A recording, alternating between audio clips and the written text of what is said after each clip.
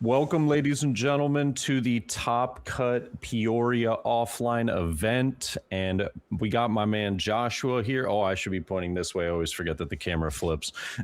Got my friend Joshua here, as well as myself, casting some of the games for you today. Unfortunately, we did miss round one. Apologies on that. As I just noticed in the chat, somebody had mentioned that we were expecting Karar, aka Captain Skis, but unfortunately, he was looking like Treble from the Don Quixote family. He was a little under the weather, and a little bit of that goop was coming down, so he needed to take a break and get a little healthy. So we got Joshua filling in, the man, the myth, the legend himself, and super excited, man. I think we've got some great games going on. We have probably 10 rounds of Swiss, potentially 9 depending, because we have 800 players today and a top cut tomorrow as well to go. So excited, man.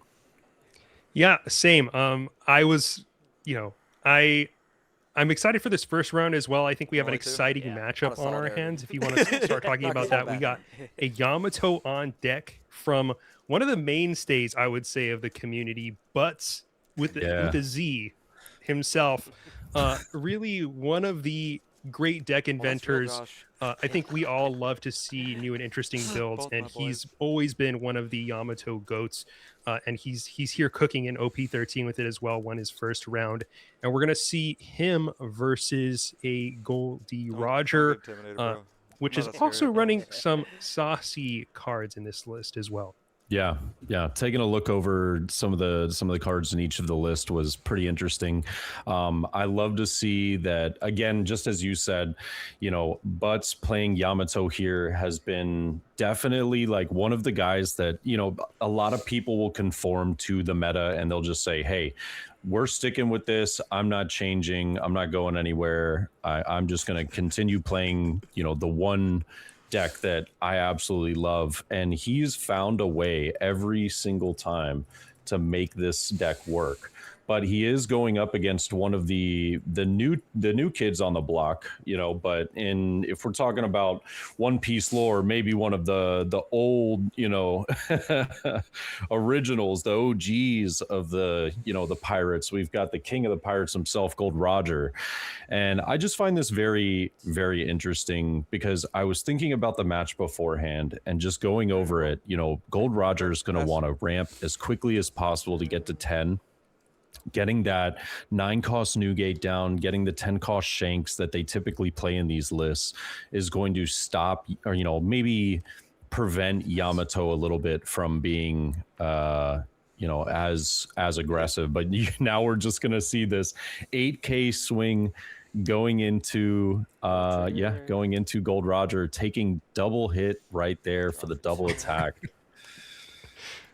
And one kind of paradox I would say about this matchup, if you're the Goldie Roger, is that early in the game you're incentivized to take damage, right? Because you're a 5K leader until you reach 10 Dawn, and when you get to 10 Dawn, you're essentially getting a free 2K bonus because your base power is now 7K. So at the beginning of the game, when you're not countering, you just take those. But if that's a 9K banish swing coming at you kind of earlier in the game, it's going to be a lot harder for you to want to take that. But at the same time, you don't really want to be countering out of those as well. So I think Goldie Roger here really incentivized to leave up some Dawn in order to be able to use counter events to get out of those early for a little bit more value. Sure. And we're gonna see Yamato putting Roger to 3 life here, which now does activate the Yamato leader effect, being able to use that activate main, getting 2 rested Dawn. The Yamato 1-cost searcher playing down right here is extremely nice as well. Can chip at the Roger next turn if you'd like to with that Dawn X2. Brings it up to a 5K even from a 0-cost character, but we'll also see the Kiku Nojo being played out, which is a very typical card, to be played in a lot of these dual color yellow builds as well as Yamato specifically, just because it works so well being a Land of Wano card, synergizing with a lot of the searchability in the deck, a lot of the, potential 6 life. healing effects that you can use as well. I don't think that Butts is running a ton of the 5-cost cards to heal himself. He's actually trying to play, I believe, a little bit more of an aggro build, trying to get around his opponent's life as much as possible. But yeah, I think with the 6-cost 7K right there, the Scopper Caban, I mean, we're going to see Roger, I believe, at 8 Dawn, but it's slightly out of view. So I think he's at 8 Dawn, I if believe I'm 8, not yes. mistaken. Yeah. Although it looks like there's 3 cards in his Dawn deck now. Oh, okay. And ramp the Dawn. Oh, and then there is the ramp. Yeah. Okay. That's what I was assuming. I was like, I think that this is because he draws 2 trashes, one off of the Scopper Gaban, and then I believe that the ramp is afterwards. So I think he was just waiting for that final effect. Got it. Yeah. Now passing it back over to Yamato, though, it is going to be kind of interesting with Yamato here being at, what is it, the 5-7 Dawn? No, this is 5 Dawn, I believe. Yep. We're going to see the 2-cost. Ooh, is this our banish? There it is. And this is just a position that Rogers does not want to be in right now. Oh, not at all. Yeah, you see this 10K double attack, banish, swing. Oh, you hate to see it. Oh, that's tragic. It looks as though it was 6 costs. I think it was 1 was an 8 cost, if I'm not mistaken. Okay. Yeah, so it was like a 8 cost Silver's Rayleigh, and then I believe a 6 cost Scopper Gaban that go to trash right there. Pretty huge for Yamato for sure. There is I don't believe he has 6? I don't believe he has any. No, actually he could. Yeah, he could just chip 5 here with the Yamato. But he's just going to make this a blocker instead. Just use the 2 Rested Dawn from Leader effect to make our Ezo the blocker. I personally like this. I think this card it's definitely a unique one from Starter Deck 28. Just doesn't feel like it plays into every, a lot of decks, but in Yamato it shines extremely brightly. Yeah, it's just so much functionality and so much flexibility is exactly what you want with this leader, to have a lot of different play lines available to you. And having that banish for 2 Dawn is just something that you're always going to want on Yamato. I think what's going to be difficult here, I'll say, is how do you finish Roger? That's always the question, right? And we've gotten to this point, he's at 1 life. But now, once he starts pumping up to a 9K leader and starts doing these shenanigans, it gets hard to get over him. And I wonder what the approach is going to be to doing that. We've already chipped some of the cards out of the Rogers hand, but how do you, as a Yamato, try to finish him off? Leader. Right, and I think that, in my opinion, right now Yamato is just in this spot that this deck is now having to deal with a 9K lead. Oh, you love to see it. He plays the 8 cost kid. That's going to do it. Get rid of that last life. There's one way. And this is really bad for Roger, because Roger doesn't typically play a ton of blockers. It is a deck that either runs quite literally no blockers or potentially, just the bare minimum. You'll see maybe 2 to 4 blockers occasionally, but this is a tricky spot for Doug to be in right now as Roger. Going down to 0 life, we've got Yamato at 2. Sure, you have this 10K beater. Sure, your leader is a 7K, but now you're staring at a 9K Eustace Captain Kidd that could potentially finish the game next turn. If you don't have, I feel like you have to have a blocker here. Yeah, I think that's tough. And the kid, by the way, a 2 of in this list. So But's just really seeing what he needs to see here. And I will say, though, the power of Roger to kind of get over some of these bigger attacks can be surprising sometimes. But we'll see what the answer is here. Even if he pumps up to a 9K leader, that's going to be tough because he's got one Dawn open. But yeah, we are going to need to see a blocker if there's any chance. Yeah, I just I'm scared that even being a 9K lead, you know, Exactly, with one Yamato, Dawn up. Yeah, all Yamato has to do is go, okay, attach 10 Dawn, you know, swing out, and then realistically, that's not even a bad play either, because you're getting all the cards out of your opponent's hand. Let's say they do hypothetically counter out of it. Now all you have to do with 2 life left is protect against one of the 3 swings that's coming at you between the new gate, between leader, and the other new gate. So I feel like there has to be some sort of blocker play here. Maybe chipping him down to 1, potentially 0 life if possible. We are going to see a trigger. Is this Basil Hawkins? Is it Basil Hawkins? Yeah. Yep. So draw 2, trash 1. Very nice. Very nice. Yeah, get a little cycle as well, so you can try and, you know, defend if necessary. This is interesting. There are Charlotte Brulee blockers are an option.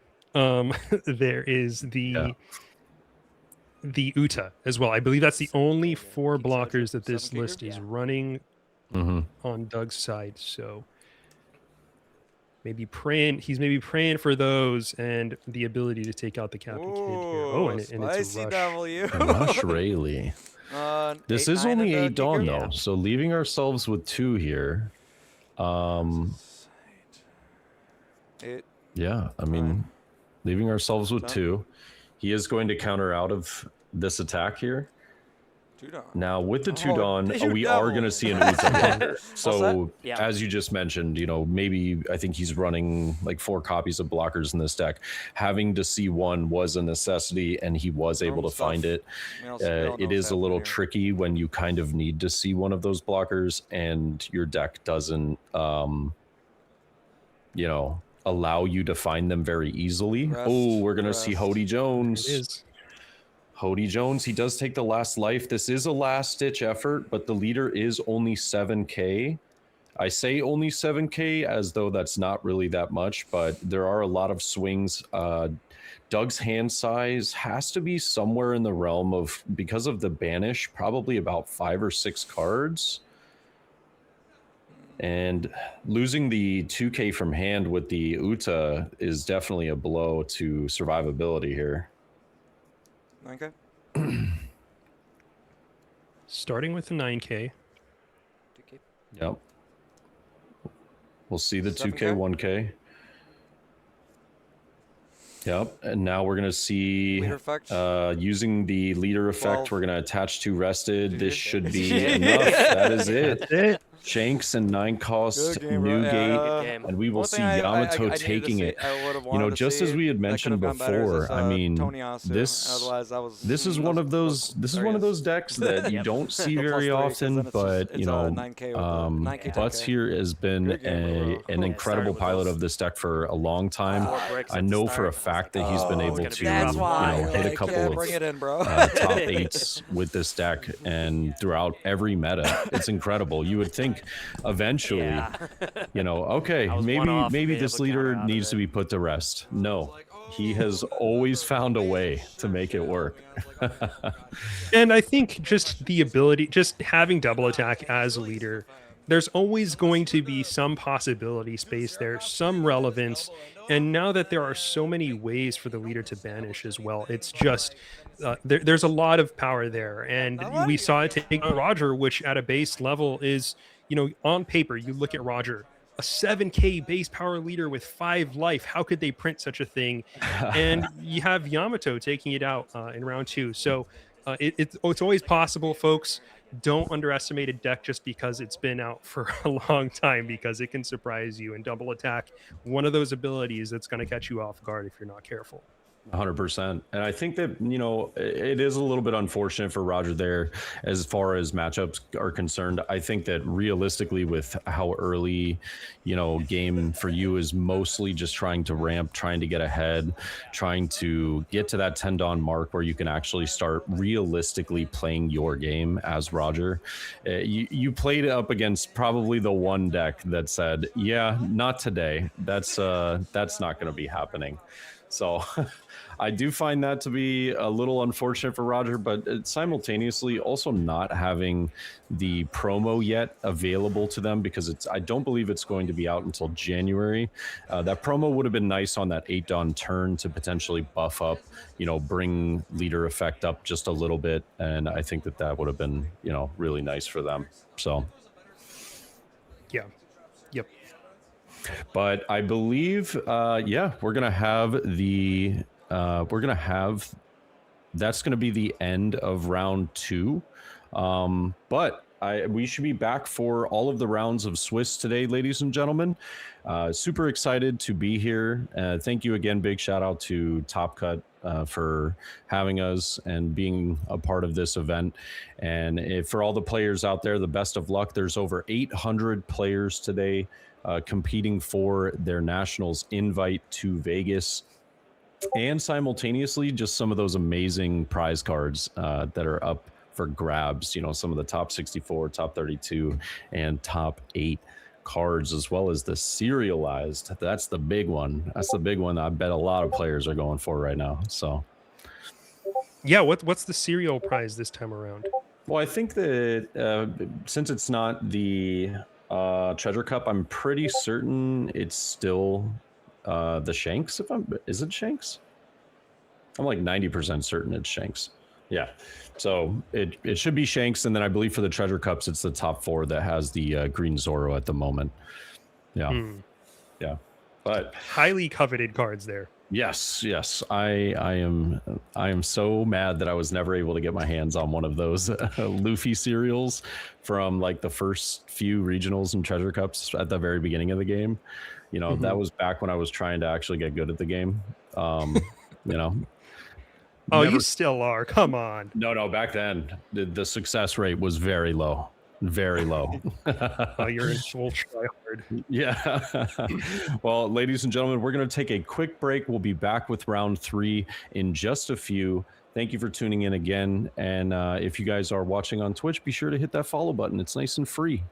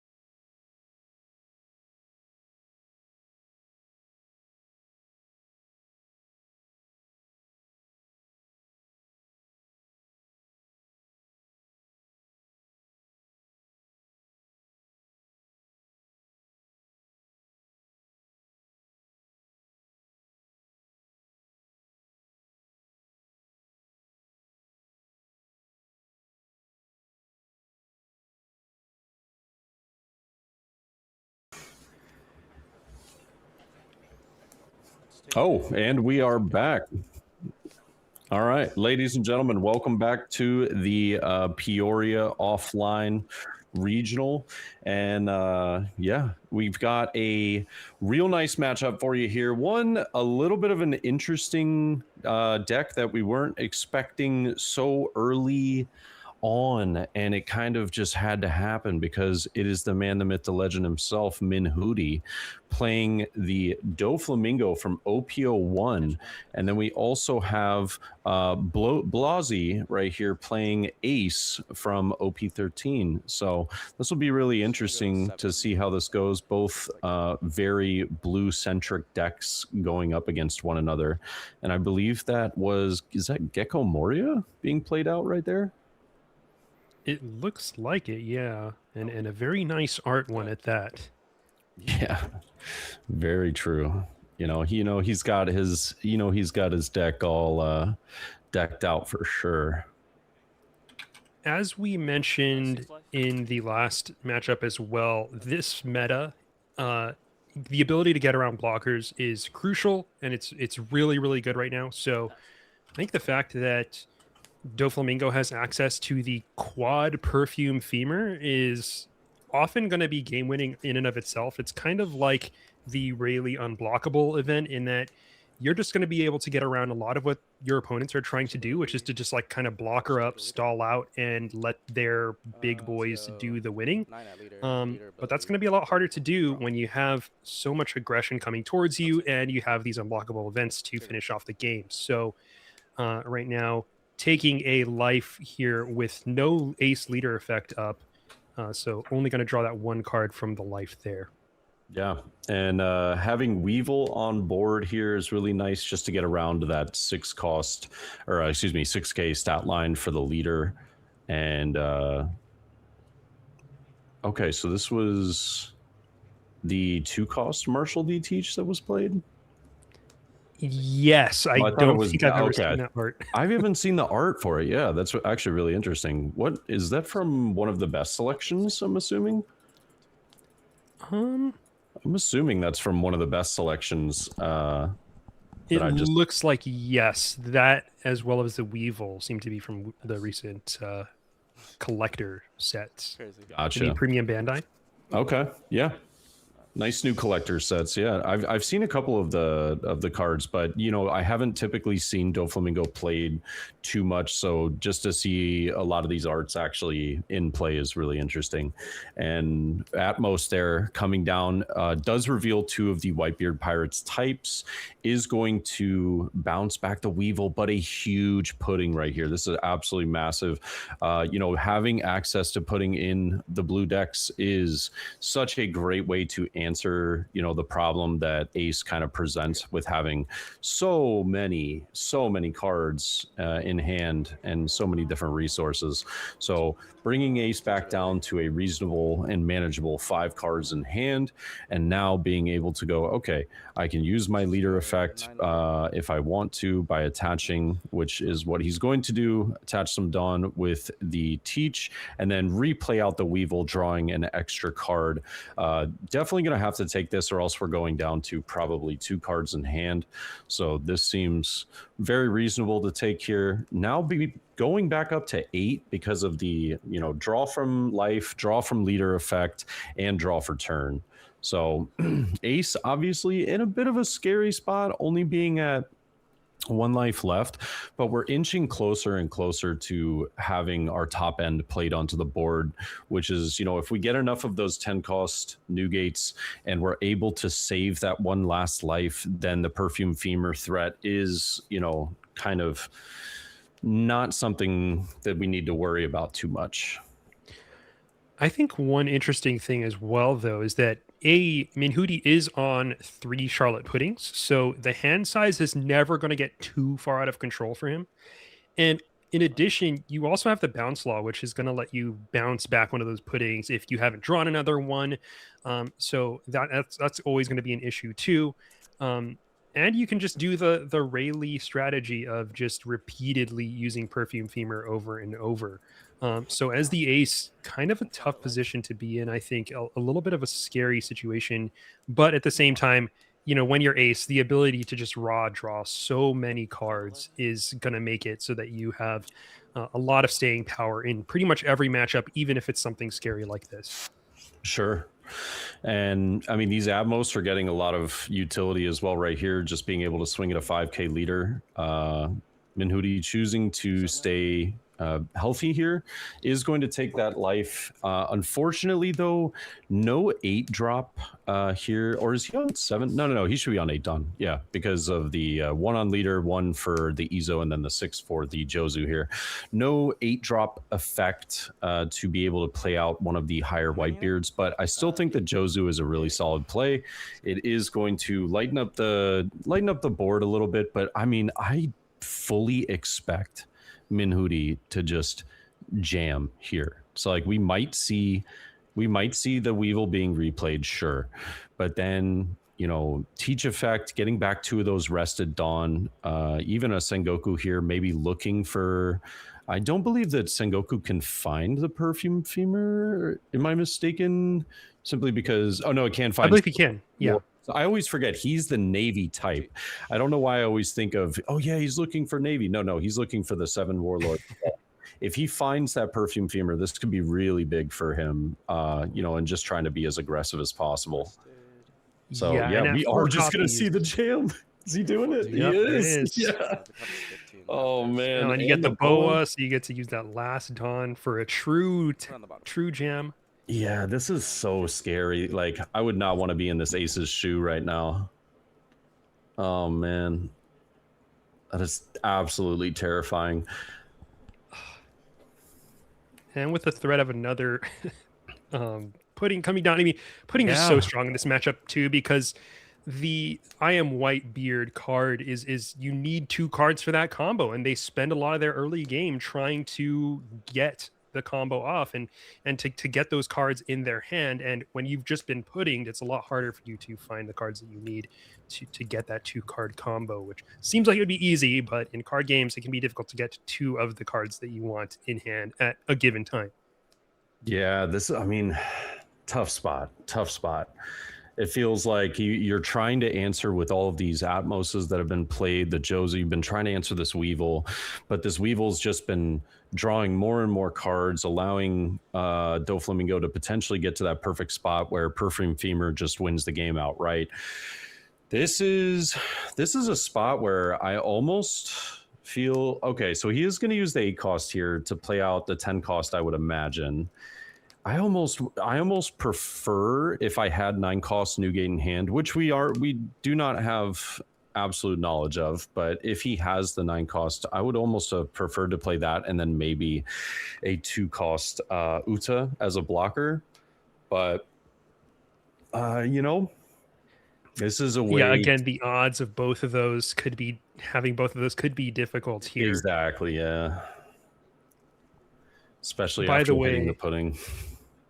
Yeah, this is a board that Minhudi has never had more than one thing on the board at a time, really. He's only had one valid swing pretty much at all times and has been able to do all this. So the potency of Doflamingo really coming through here. Yeah. You know, I think that as much as these Atmos were maybe trying to do something for him, I would imagine he was just missing out on having that 4 cost, the 4 cost, why am I forgetting the name of it now? Marco, for him to play like a little more defensively on some of these attacks, because I believe that one of the few ways, at least early game wise, for Doflamingo to manage the Marco on board is simply just using the 4 cost law to bounce it back. But you know, if they don't have that card, then it can be just enough for you to protect not only your life, but get some card draw again after that pudding was played. Yeah. Also, Minhudi does have access to the what is the 17k swing with if he does have a Perfume Femur in hand, because that gives your leader plus 2k, and then with the rested Dawn you can attach that to your leader as well. Right. So with Teach. Yes. Yeah, that's huge. It looks like he doesn't have Perfume Femur. Oh, if not, then Whereas this could get really bad, actually. Yeah. Yeah. Yeah, I just have to. Oof. Oh, and he does. Oh, there it He's is, there it got is. it. Oh, oh no. Can Ace get out of this? I mean, this is going to be absurd. Unblockable. So we're going to see a 17k going into a 6 right here. Unblockable. We'll see Ezo using the effect, getting to draw a card, trash a card from hand. Obviously, leader effect from Ace is very relevant here, just being able to get rid of a dead card and say, okay, here's a free 2k counter for us. Now, how many 2ks do we have in hand? If he does survive here, Minhooty's hand still is, our Doflamingo's hand is still like not bad. And I want to say he's got about like 6 cards in hand. Yeah, obviously we do have 5 swings with leader and the 4 characters on board, but that's still going to be very tricky to get out of. If he survives and Minhooty right. does not have another perfume femur, it could be tough. Now that's an option. All right, so we're going to see 10k. This is going to get us to 12. That'll be 13, 14, 15, 16, and that is game. Oh my gosh. So the added 2k from the perfume femur plus teach combo ends up mattering. Yeah. It's huge, really. And that's as Doflamingo versus Ace, that's kind of exactly what you want to see there. Yeah. I mean, that basically was textbook perfect what he needed to do for that matchup. Obviously, when he showed his hand right there, he didn't have any Marco blockers. It didn't look as though he had any blockers, period, other than the 10 cost. So not being able to play those out was a little, unfortunate for our ace player right there. But obviously making Doflamingo work in the meta currently. Clearly he's got it figured out into the ace matchup. Put him low, use that pudding to get you ahead. I think that it could have been argued that with I'm not sure if it was the first or the second Atmos that was played, bouncing back the Weevil instead of the 2-cost teach, it doesn't really do anything. I mean, I think the Weevil the scary thing is that Weevil just gets you the card draw, right? So it gets you closer to, if you don't have the piece you needed, which was either the pudding or the perfume femur, getting closer to that point was really, the scary part, other than, them replaying out a 2-cost that arguably gets to be played for free because of its effect. I can see the idea between not wanting to take the 6k swings, but at the same time, I think that would actually be more beneficial for you because it keeps your hand size out of pudding range. So it's, I don't know. That was a tough one. I think Ace kind of had the worst of it there, but definitely needed to see a Marco. Yeah, I mean, the thing is that even with Marco in the early game, right, he gets bounced by that 4-cost law as well. So it's not exactly clear, and you can leader effect out that Marco, or it's not that Marco, the that law as well. So you're basically bouncing back the Marco for 1 Dawn from your leader effect and bouncing something else back to your hand. And sure, he wouldn't have been able to play a Weevil in that case, but it just kind of negates a lot of what that card is trying to do to you. And then in the late game, you're just able to negate it again using the perfume femurs, which again he had access to, but really the Doflamingo seeing exactly what he needed to on curve there, and it all just worked out perfectly. I think that's the dream when you're Doflamingo, is to see that exact sequence of cards exactly when you need it. And it's one of those where it's like, as the ace, you're like, what do I even do there, man? Maybe I could have bounced back that teach, but it's tough. It always feels like, what do I got? What do I have access to here? And I think that Doflamingo, when you think about it, he has access to a lot of power versus even Emu as well. I mean, Emu's always going to be tough if they're going second, but as Dofi, there's a lot of potential there too, because you can pressure their hand a lot by storming the board early in the game.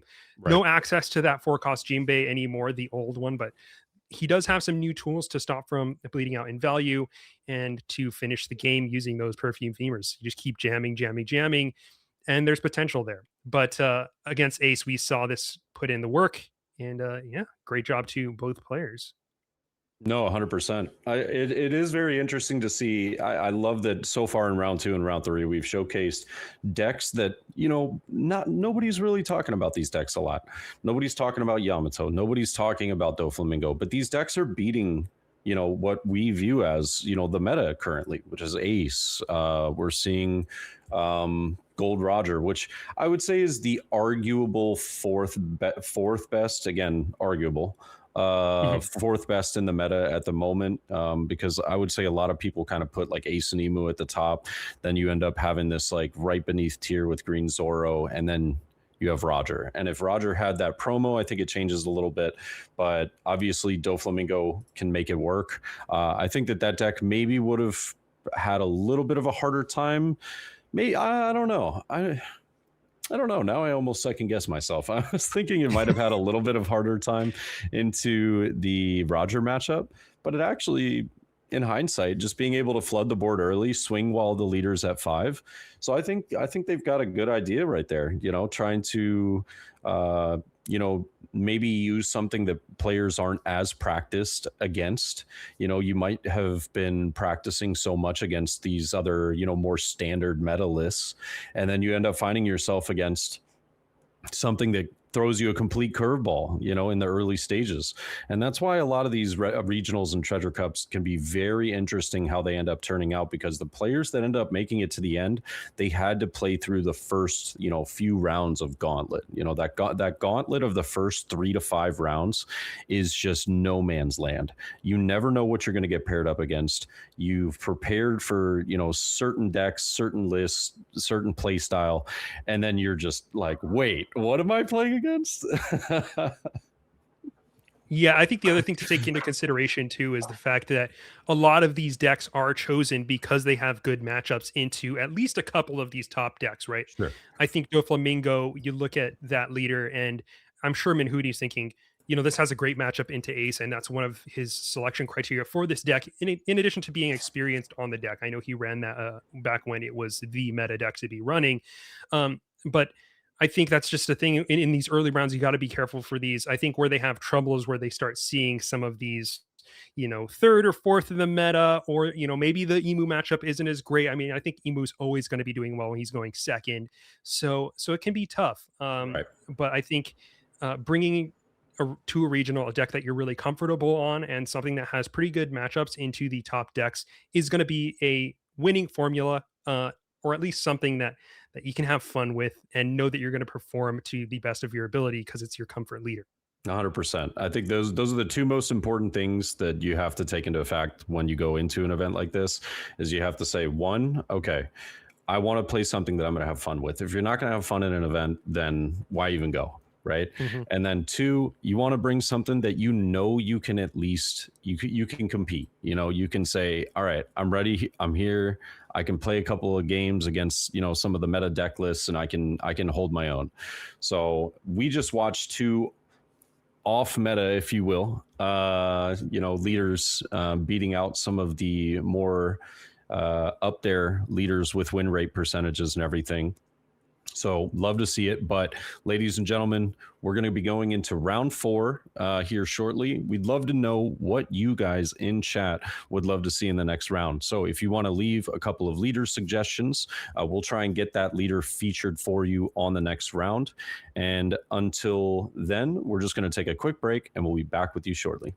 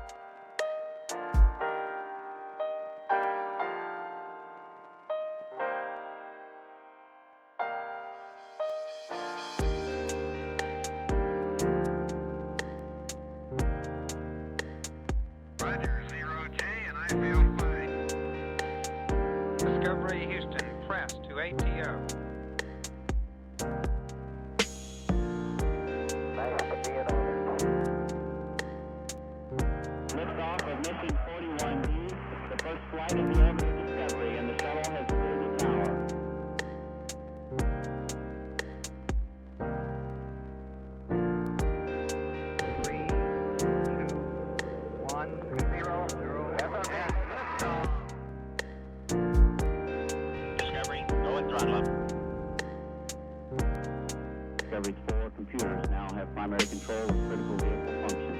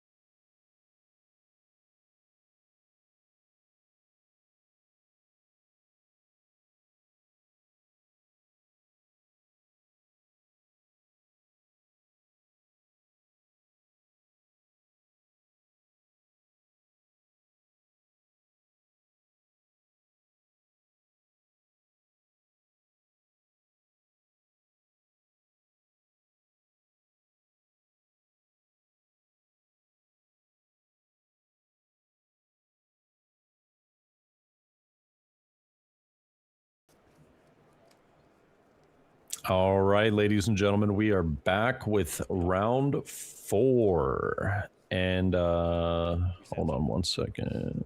Okay, there we go. Now we're good. We have the game getting started here between Munchkins as well as I'll take that. I Plea. actually plea with Lim.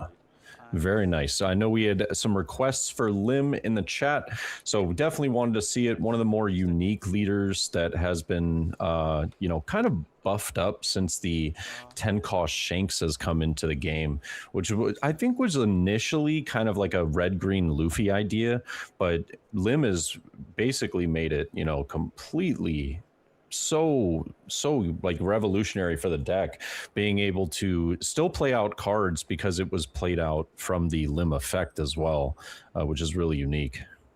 Yeah, and that's 6 going to life? be Plea on Zoro 6 leader. and Munchkins on the Lim. Oh, sorry, I Um, swapped them around. Excuse me. You're good. Ramp. And I think it's play out this 10 Crocodile. cost Shanks is I think going to be Cannot one of be the keys KO'd to in this battle by matchup leaders. because Lim, Yeah. the And ability has for to- Zoro to control the board and to hit Lim is going to be it's very difficult for Lim to deal with that, especially I think in previous metas. But now, once they get to 10 Dawn, they can just play down this Shank, swing with the bodies that they have on board, and then just go hard with their board, and then keep Dawn up so that they can use Hell's Judgment, which this Lim is running as a 4 of, I believe. So that's going to be really, really good against Zoro, making him minus 4k for the turn. Minus 3k for the turn, and then minus 3k to something else for the turn 2, which will deal with a 7k Tashigi while bringing down Zoro's power for the entirety of that turn. So once they get to 10 Dawn, they are just going to want to start stacking that Dawn, leaving Dawn up, and then just swinging big. And sometimes Zoro has trouble dealing with in the late game. Decks have access to a lot of counter power, and that can then swing back at them in a big way. And those Shanks are going to allow them to do that. So we'll see how this ends up working out. The Zoro here opting to do a lot of poke damage, which is definitely a recommended approach to try whittling down that Lim's hand a bit, which is pretty big at the moment. Yeah, and I think this is -3, actually -3. really interesting to me. I haven't actually seen this as a tech choice in Lim before. Yeah, so he's 2K. This Crocodile is a 4-cost 5k that if your leader has Odyssey, this character cannot be KO'd in battle by leaders. So kind of relevant to the Zoro matchup, where Zoro is just able to pick off a lot of these characters, and then Lim can't really get a lot of the effects off because of needing to have X amount of rested cards or what have you. So really interesting. I just hadn't seen this before, so I thought this was kind of unique. We are just going to see Lim going down to 2 life, though not obviously where you want to be. You're still fine because of running multiple copies of that Hell's Judgment, but at the same time can be a little scary because I don't believe this is a very easily searched out card in the deck. So kind of hoping and praying that you're able to hold on to couple of those if possible, and trying to pressure life at the same time. I mean, these Tashigis, this is the bread and butter of Green 5 Zoro life. here. You see as many of these Tashigis as possible. It starts to get very, very scary because there's just a multitude of swings coming at you. But we'll see what the start with a little 5k from Crocodile. Does go to lead, does get countered out. We also will see another 5k from Lim. Very interesting. I think he has 8 Dawn remaining at the moment. We're going to see 5 rested for is this And then I'm gonna lose leader ability, spending the 3. is it Is that a Sanji? I think that's a Sanji. Is it a Sanji? Sanji? An L, draw 3, trash 2. 1, 2. It looks like it is a restand Sanji, yes. Okay. Trash. No, excuse me. It restands the Dawn at the end of turn. Correct. Right. Yeah. Right. Yeah. I was like, the Altard threw me off for a second. But Yeah. When you play him, 7K. he restands 2 and then 1 at the end of the turn. Yep. Which is nice. That allows him to cheat out the Nell really easily. Still leave up 2 active for the Hell's Judgment or potentially any other events, because that's the one thing about Lim that's so interesting is they have they have like a multitude of events that can be ran in this deck. You know, you'll see cards such as Hell's Judgment. You'll see potentially Blast Breath. You can see the Noro Beam, the slow beam being played. Even Dead Man's Game, DMG, being played. So there's so many different avenues that this 2 Dawn can be used for right here. Yeah, and tough to tell. They are going to be at 10 Dawn still next turn. I believe they're at 9 right now. So when they Dawn -1, they can still be at 10 next turn, I believe. It's how that's been mapped out, which is kind of exactly where you want to be. And these bodies on board essentially acting here as pseudo blockers themselves, because the Zoro really doesn't want to just leave those standing. Or else next turn he's going to have a lot to deal with when potentially that Shanks comes down, which is the big scare card in this case. Yeah, I think he's actually at specifically, wow, 3rd to Shigi. Jeez, this Green Zoro has seen it all. He has seen it all. So he actually, I believe, is at 8 Dawn right now, and he's going to 10. The reason why he's at 8 is specifically because he used the Hell's Judgment already with the Dawn -1 from the previous turn. So we are going to see a Hell's Judgment. This is going to be used on the Tashigi as well as the leader effect, but that does prevent us from getting to that 10 for the Shanks the following turn. Not worst case scenario, but I mean, he is just going to battle this, but it can't. Yeah, so I see. He just goes 5 into the Crocodile, but since Crocodile cannot be KO'd in battle from leader effect, it does get to stay, and then he gets to restand and swing another. What was it? Oh, maybe he was at 9. Oh, excuse me, he was at 9. I thought he was at 8. So he's at 9 now. He goes to 10. Pardon me. Okay, so the Lim does have good chances here. There. And which is very unusual, I think, in this matchup. I think typically you see this as being very unfavored for Lim. But this build in particular, and the ability to kind of wall up at the end of the game and go turtle mode, we'll see how that's going to work out versus this board, which is very scary, especially since we do have that Cavendish, which is going to allow for the restanding of Dawn. And if the Zoro has a restand event in hand, will allow him to swing even bigger in that case. But you never know. If the Lim's hand is good or exactly what they need, it could be very, very scary for them. For sure. And one thing to note about the Sanji as well was the end of turn effect is actually only relevant if your leader is Film or Straw Hat. So again, kind of a card that I don't typically see, and maybe just haven't seen in Lim enough for that to be, you know, something of relevance. You know, I was like, oh, that is a thing. But we're going to see the Dracul Mihawk, I believe, being played out here. So Dracul Mihawk is going to be really nice to, you know, reactivate one of the cards that we previously had. So now we're going to see a 9K swing coming in from the Enel. He's just trying to put his opponent into lethal range. Still has a 5K swing from leader or a potential 9. I don't think he would try and go for the end here if he has events in hand, though, because if he's able to, this is looking pretty good for Lim if he has events to survive this absolute, you know, onslaught of attacks that's coming at him the following turn. Okay, the restand event being used to buff leader to 6. Interesting. Via the trigger, of course. Sure. It's just really, wow. I mean, it's not like you need the card in hand if you already have it. You know, because your opponent doesn't have a blocker here. You could try and go for board, but are you going to be able to really just defend against blockers? I mean, this is interesting. If I'm Lim, I might just pass. Yeah, I think passing here kind of makes sense, just because even if you, he's only got 3 cards in hand. Oof. Oh man, that's gonna be tough. But you might be a little reliant on what you get out of life. This could get a little interesting. Yeah, and the Zoro has used two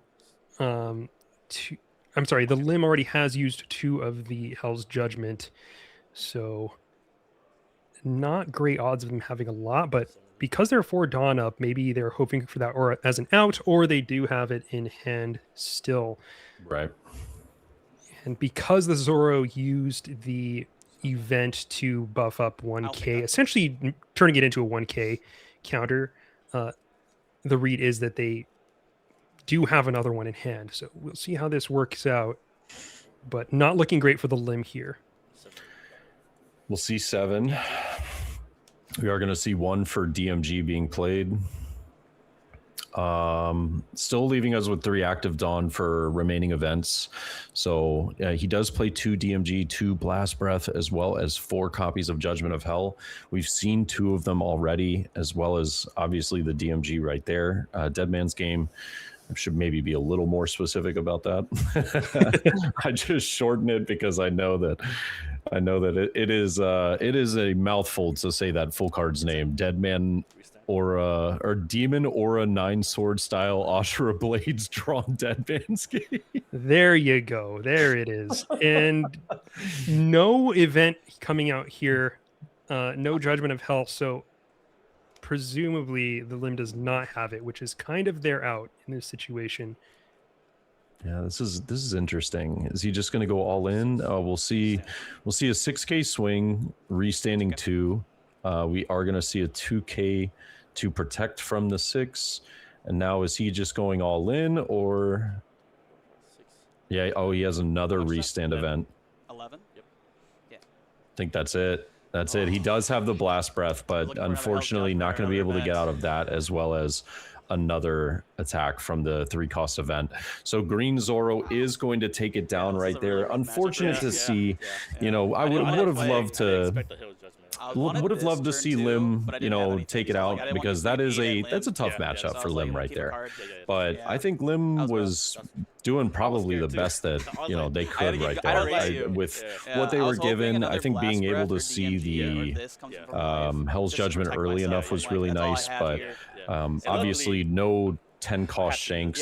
He got his opponent very, very close to lethal range, and I almost wonder, based off of how the Zoro played that at the end, I would imagine he had to have had the counter to get out of a 9k into a 6k leader after the event triggered.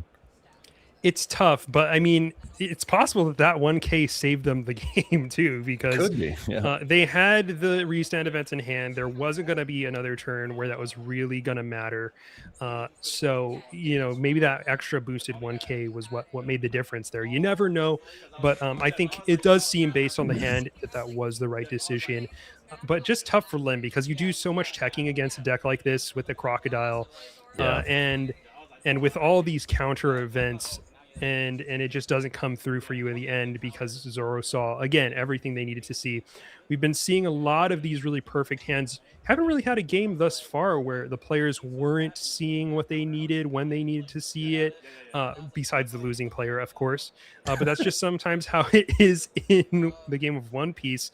And for a deck like Zoro, really, how are you, when you're just playing Tashigi, and you have 3 restand events in hand, what are you going to do?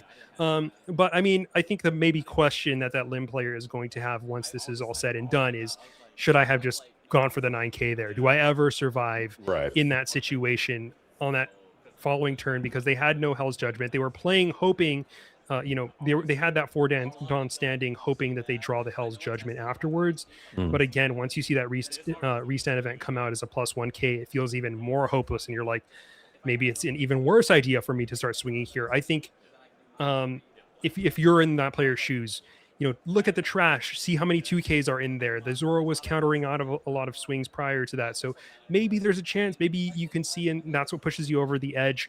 But it's a tough decision to make in that moment. And it's hard to know, if you had Judgment of Hell in your life, then leaving up the 4 Dawn is the move. But it's a really weighing of odds type of situation in that moment. Sure. And I think you bring up an interesting point, actually, based off of, the 2Ks that Green Zoro had in his trash. It was actually something I noticed when I believe Lim on one of the final turns decided to swing for 5 with the crocodile that the crocodile that cannot be removed by leader, right?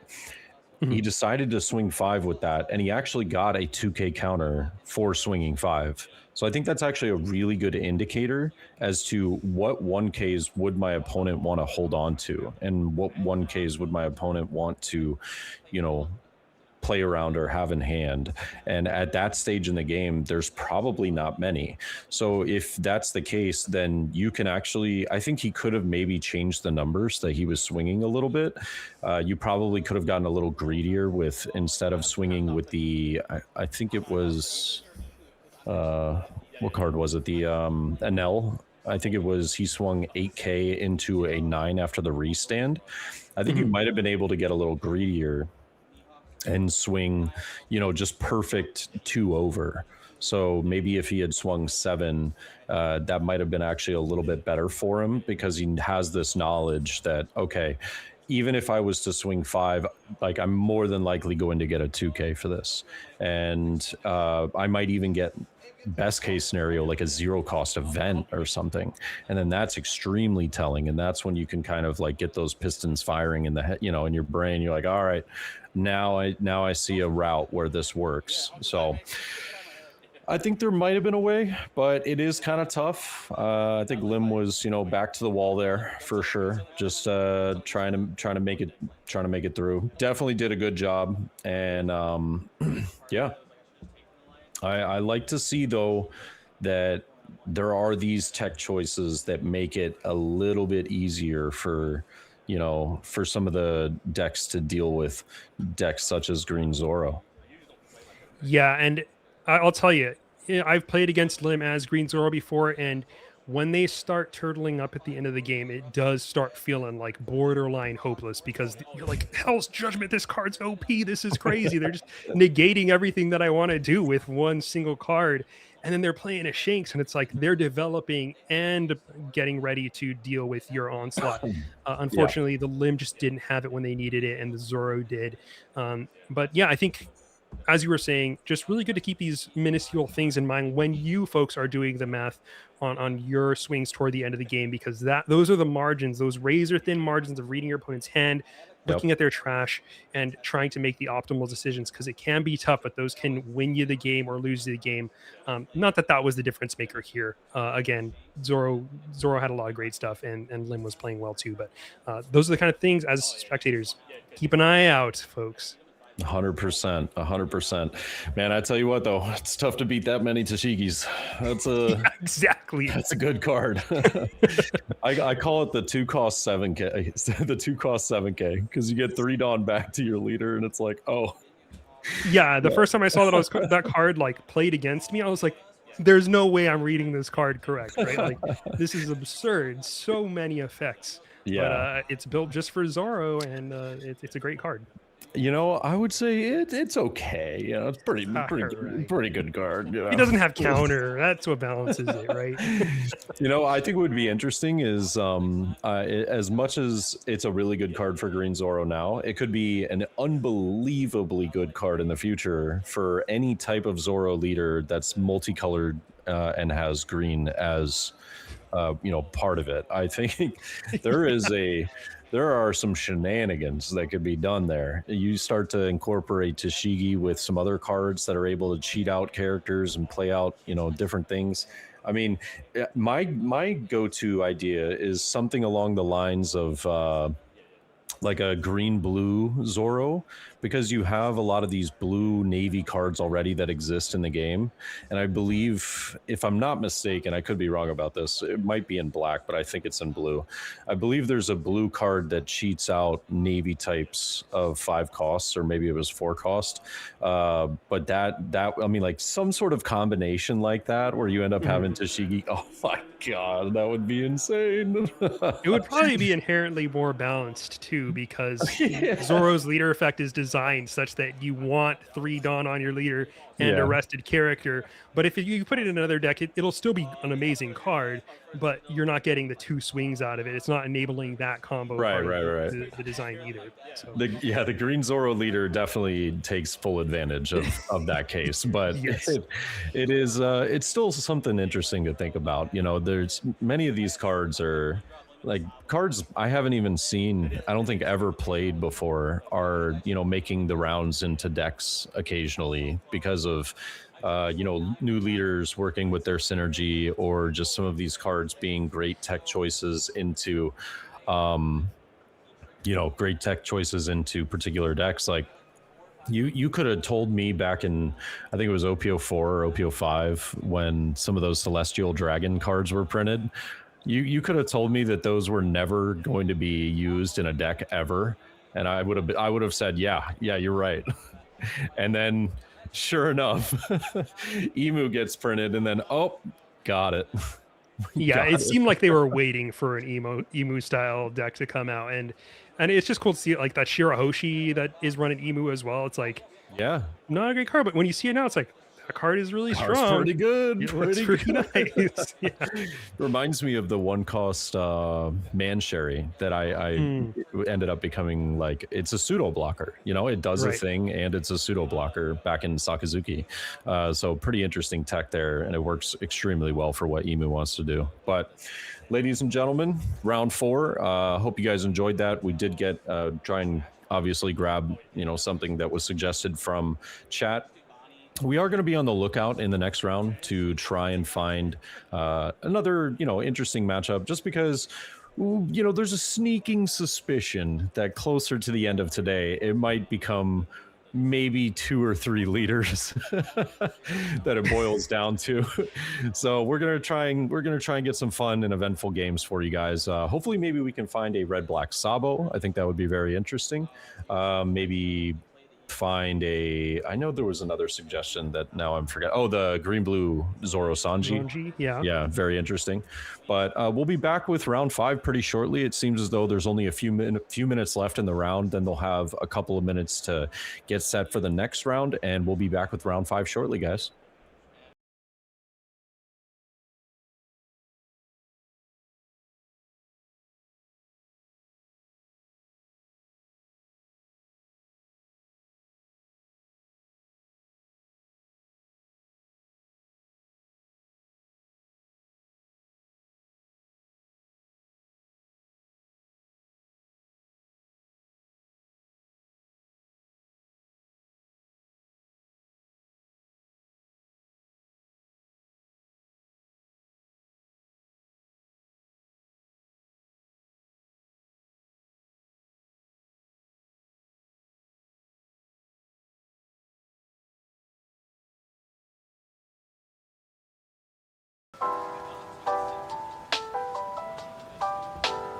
Every 4 computers now have primary control of critical vehicle functions.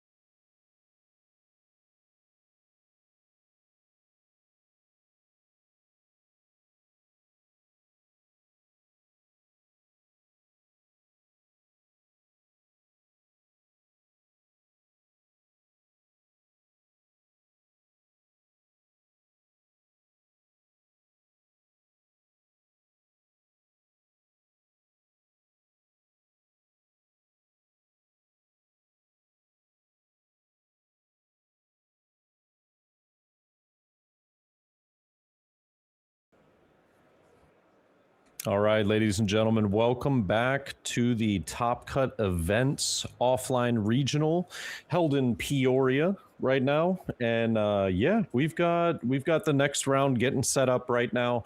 It seems as though they were just finalizing a couple of things after round 4, so round 5 should be happening here pretty shortly.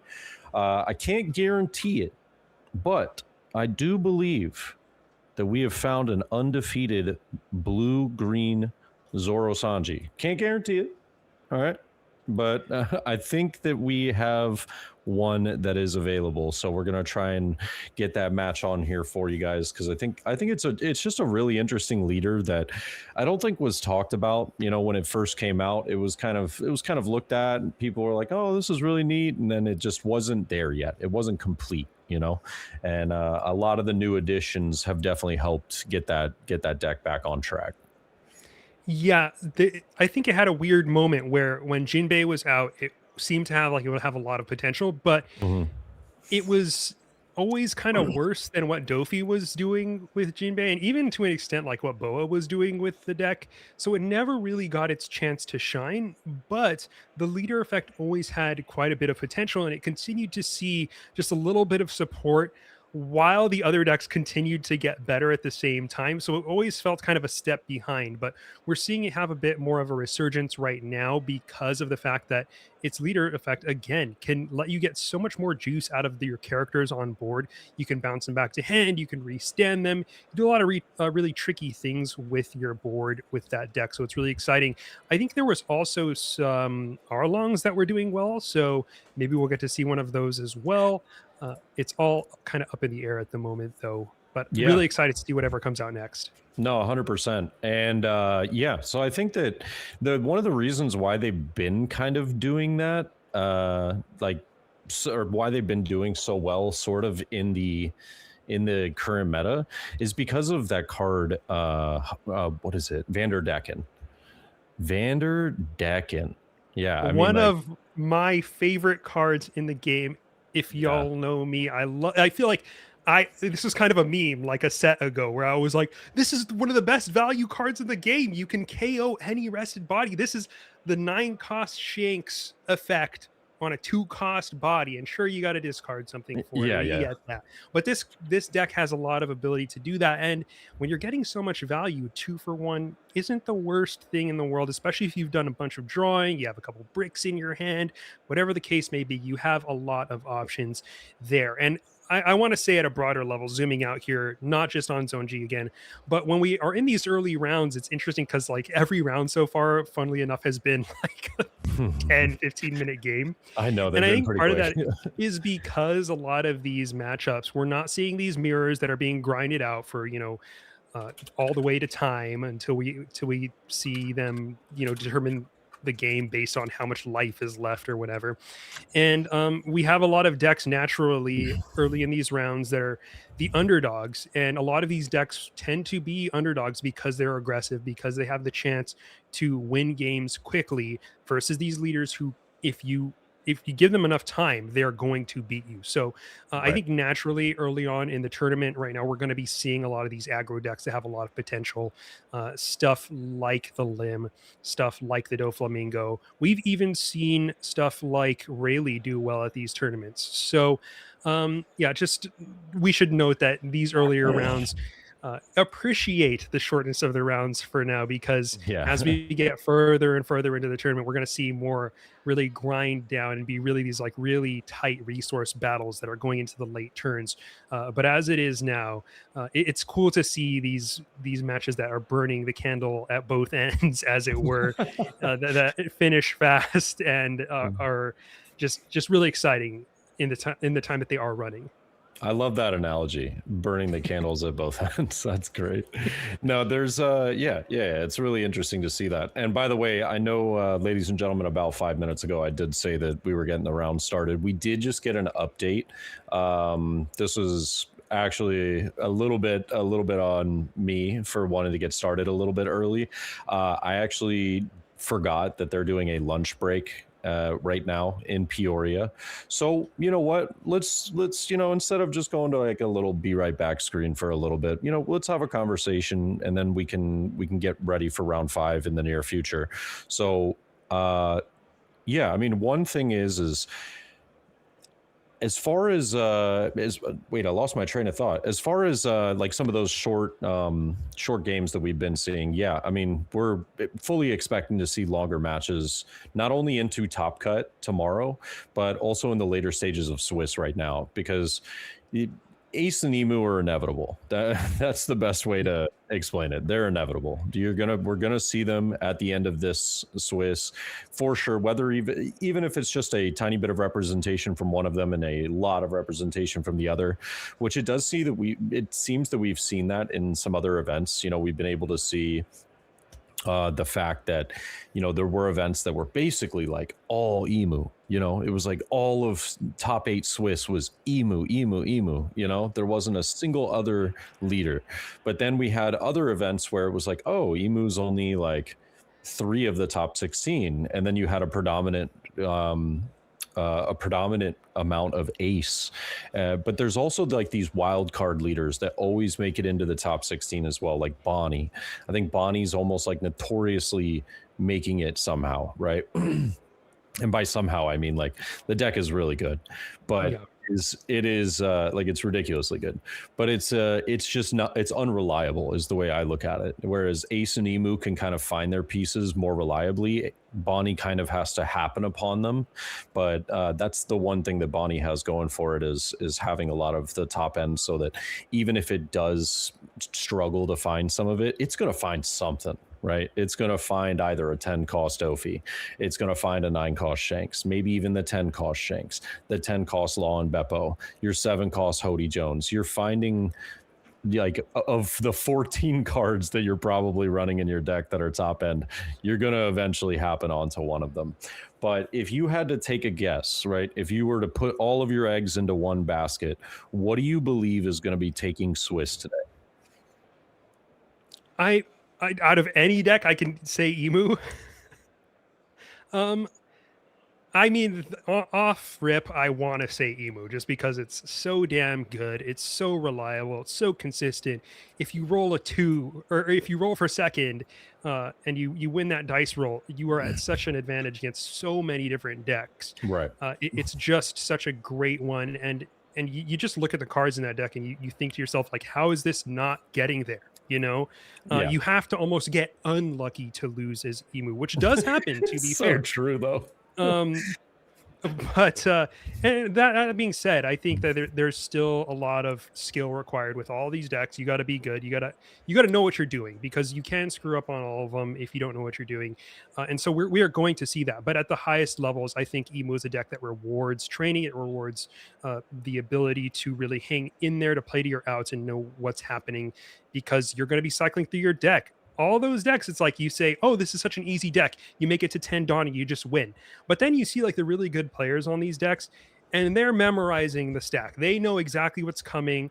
If you look at like Guan Rong or any of these people who have won, these big tournaments in the past, their ability with these decks is outrageous. And the things that they are doing and the way they're keeping track of their cards, it's a huge skill check. And I think that, to be fair, people say what you will about these kinds of metagames where it's only a few decks that are making the top cut and making it to day 2 and making first place, but they reward the ability to know all these things, and not every player has that. I think if you look at the people who are topping these tournaments, they know how to manipulate that stuff. They know how to make these decisions, and I think you need to know that stuff if you're going to come in first at a regional like this. And that's why I think, to me, Emu has the advantage in that sense, because if you got a great player, if you got someone at the wheel who knows exactly what they're doing with this deck, it's going to take you further than anything else, just because the raw power level is so high, and the consistency and the ability to manipulate the exact things that you want to happen at the end of the game. So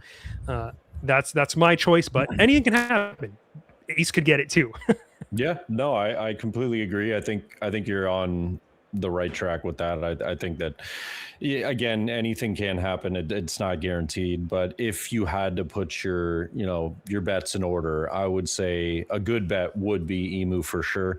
The leader is essentially, instead of some in the past where we've said that this has created, a new ceiling for leaders, like you're able to go as high as possible as with, the most matchup knowledge, the most technicality that you can use on it. This leader, in my opinion, has all of those attributes, but it also has one that really makes it such a strong winning deck, and that's the fact that it raises the floor, right?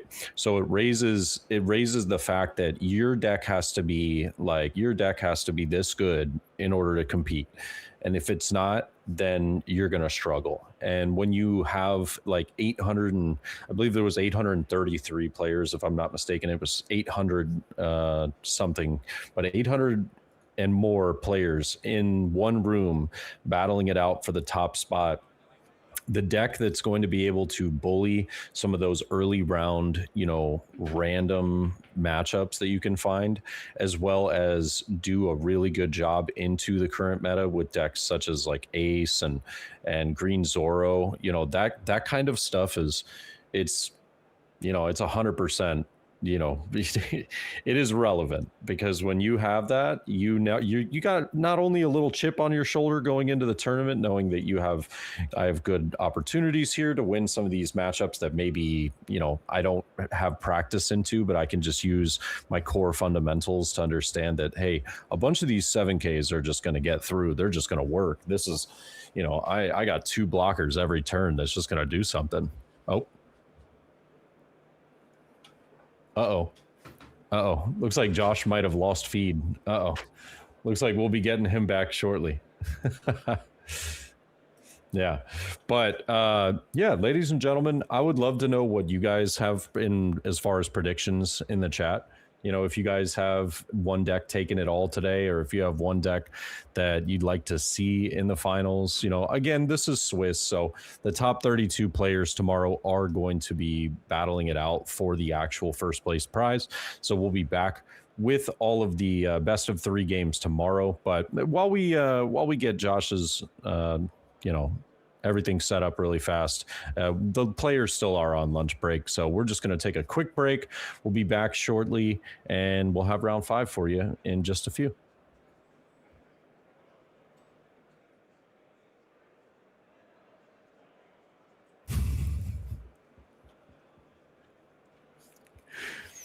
I think I might have lost 2 of my guys. All right. Can they see this chat? I absolutely can. Okay, so wait, purple yellow Rosinante is the future. All right. I can hang on to that. Any Buggy fans? Oh wait, Josh is back. We're back, I think.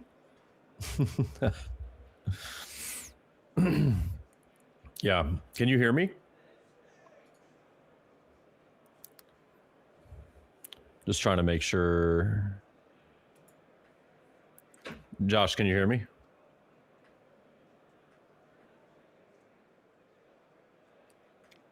No, that's good. Yeah, but no, purple yellow Rosinante is an interesting one. You know what? I actually one leader that I always wanted to succeed and do really well was purple yellow Crocodile. I actually think purple yellow Crocodile is such an interesting leader, and I think its leader effect, unfortunately, has kind of gotten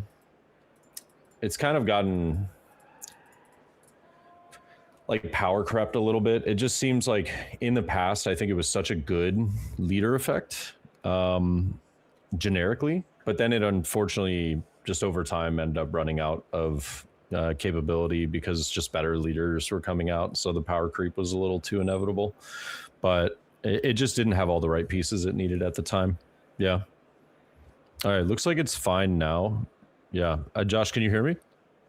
Yeah, sorry about that, folks. No, you're good, man. You're good. Yeah. So I was actually telling everybody, ironically, while you were having the issues, that we were actually going to break for a minute because round 5 should be coming up in just a little bit. The players should be getting back from lunch here pretty shortly, but yeah, we had a little bit of a discussion about what chat was feeling. Who was taking Swiss today. But I guess we'll just have to wait and see. We'll have to wait and see. We're getting close to the end game now.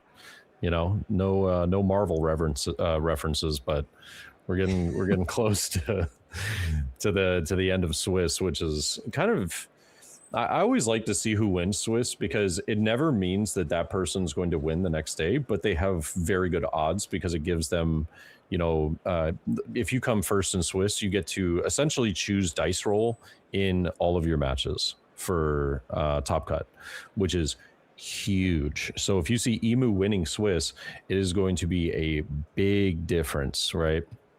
Even Ace, you see Ace winning Swiss, huge difference because now you're able to guarantee that you go second into some of those matchups that you don't, typically have a good matchup into. So I'm excited for that. But like I said, ladies and gentlemen, we are going to go on a small break now. Players should be back shortly. Shouldn't be too long. It was my fault for mixing up the fact that they get a lunch break here because we ended up skipping round 1. Getting the stream and everything set up. So we'll be back shortly for round 5, and don't go anywhere. We'll see you soon.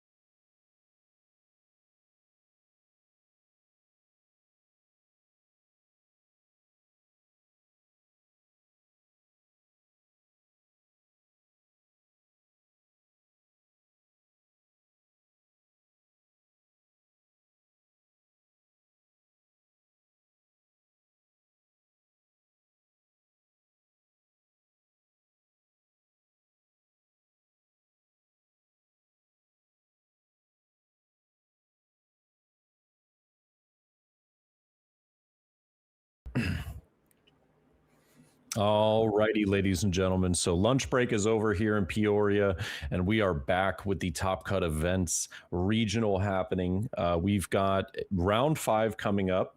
We've got probably another, it's questionable. It could be 4 more rounds after this. It could be 5 more rounds. It really just depends because with this number of players, it's always dependent on tiebreakers and whoever ends up like potentially getting a down pair. So we'll just see as the matchups collide, but we'll be able to give you a little bit more info the closer we get. But we've got an interesting matchup here for you, ladies and gentlemen.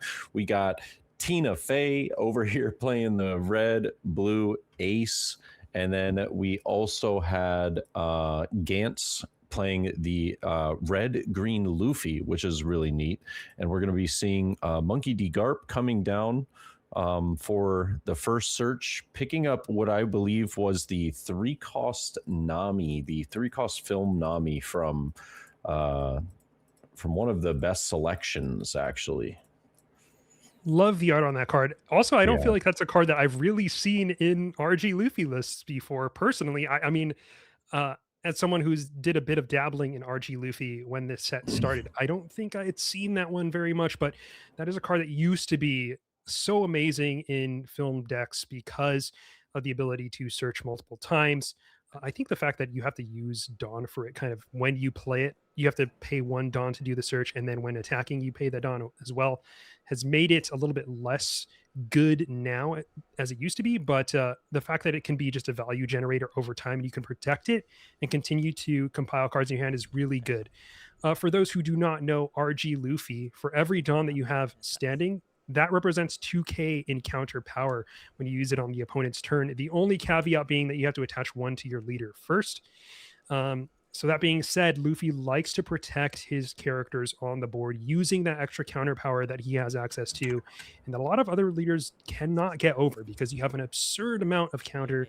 And it's just wild, the survivability that this deck has, as well as the ability to defend its own characters.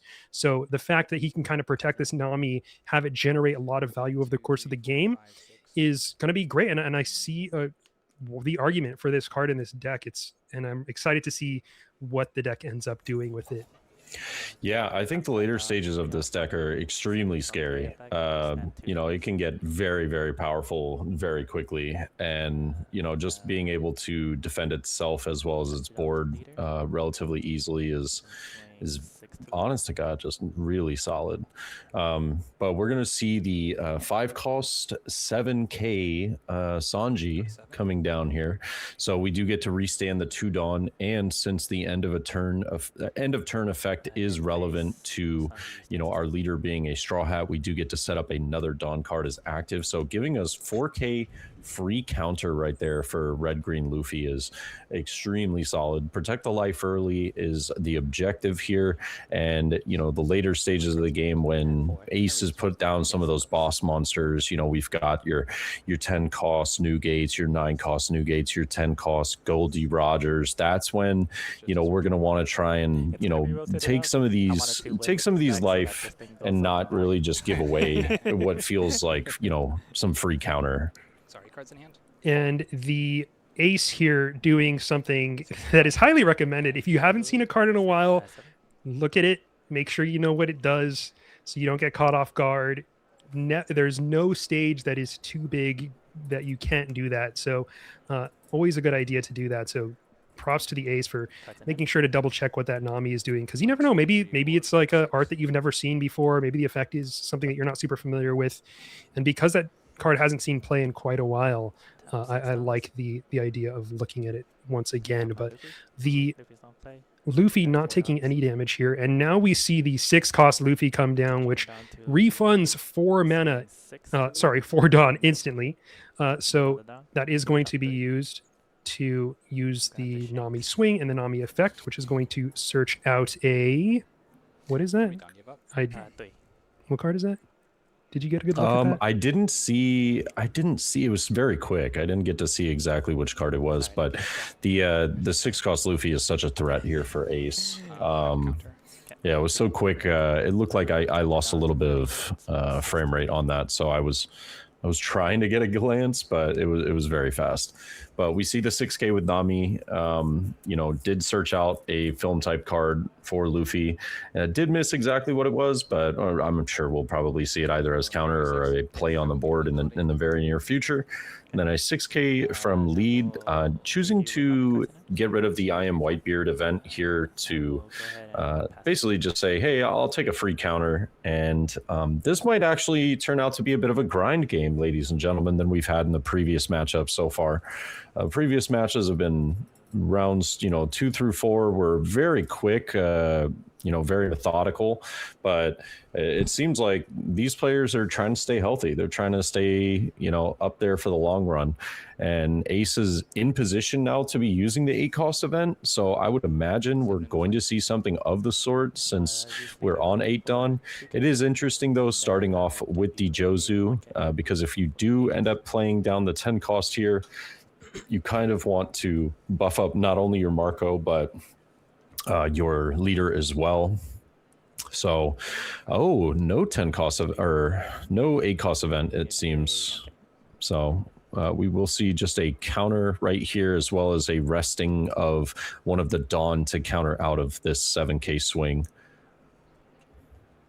So what do you think that that's telegraphing? 6 and a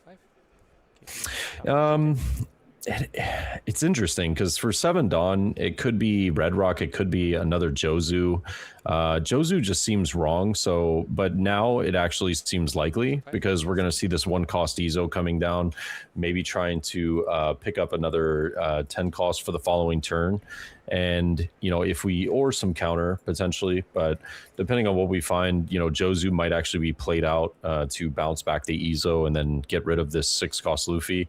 Originally, I didn't think that was going to be the idea simply because of the fact that he didn't have like a target that was worth bouncing back from his own board. So it felt like that just probably wasn't the idea, but I believe, what was that, a 4 cost Marco that gets picked up, or? Looks like it. Yeah, I believe it is. Yeah, it is. Yeah, 4 cost Marco getting picked up there. I would be surprised if we don't just see Jozu right here after the Ezo play. Could be Red Rock, but I am pretty firm in imagining, we're going to see the Ezo, or the Jozu bounce the Ezo to bounce the Luffy. So very proactive line being taken here. I like it. The Luffy is not going to have the chance to set up or let loose any real aggression here in these early stages of the game, which is pretty important when you're facing against Ace. Basically, the Ace saying, all right, let's take this to late game. I am confident that I have the better late game. And I think that is going to be the case 90% of the time. Just because you get that big wall of blockers. The only thing that can get scary is if you try to go all in too early, this Luffy can counter out of an absurd amount of swings, and the ability to kind of restand its own Dawn and to use that Dawn as 2K counters each.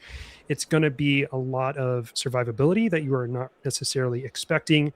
But for now, for their part, this RG Luffy has maintained a lot of value, has that Nami still on board so that can still continue to draw as it's going to do right now, attaching a Dawn to swing for 6K and then using an extra Dawn to then search top 5, I believe.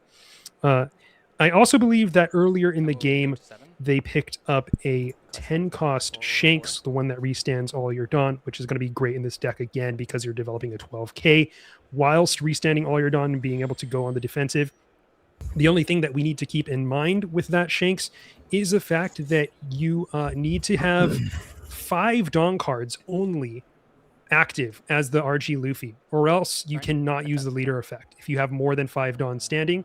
So that will be it'll be the case that the RG Luffy here is going to want to, once that Shanks gets played down, make sure that at least 5 of those Dawn are being used somehow, or else you're not going to be able to make the most of that leader effect. There are ways to use it. I'm sure the RG Luffy heads know, but we can get to that if we get to that case. But for now, the RG Luffy going to swing for 6 here, I believe, at lead.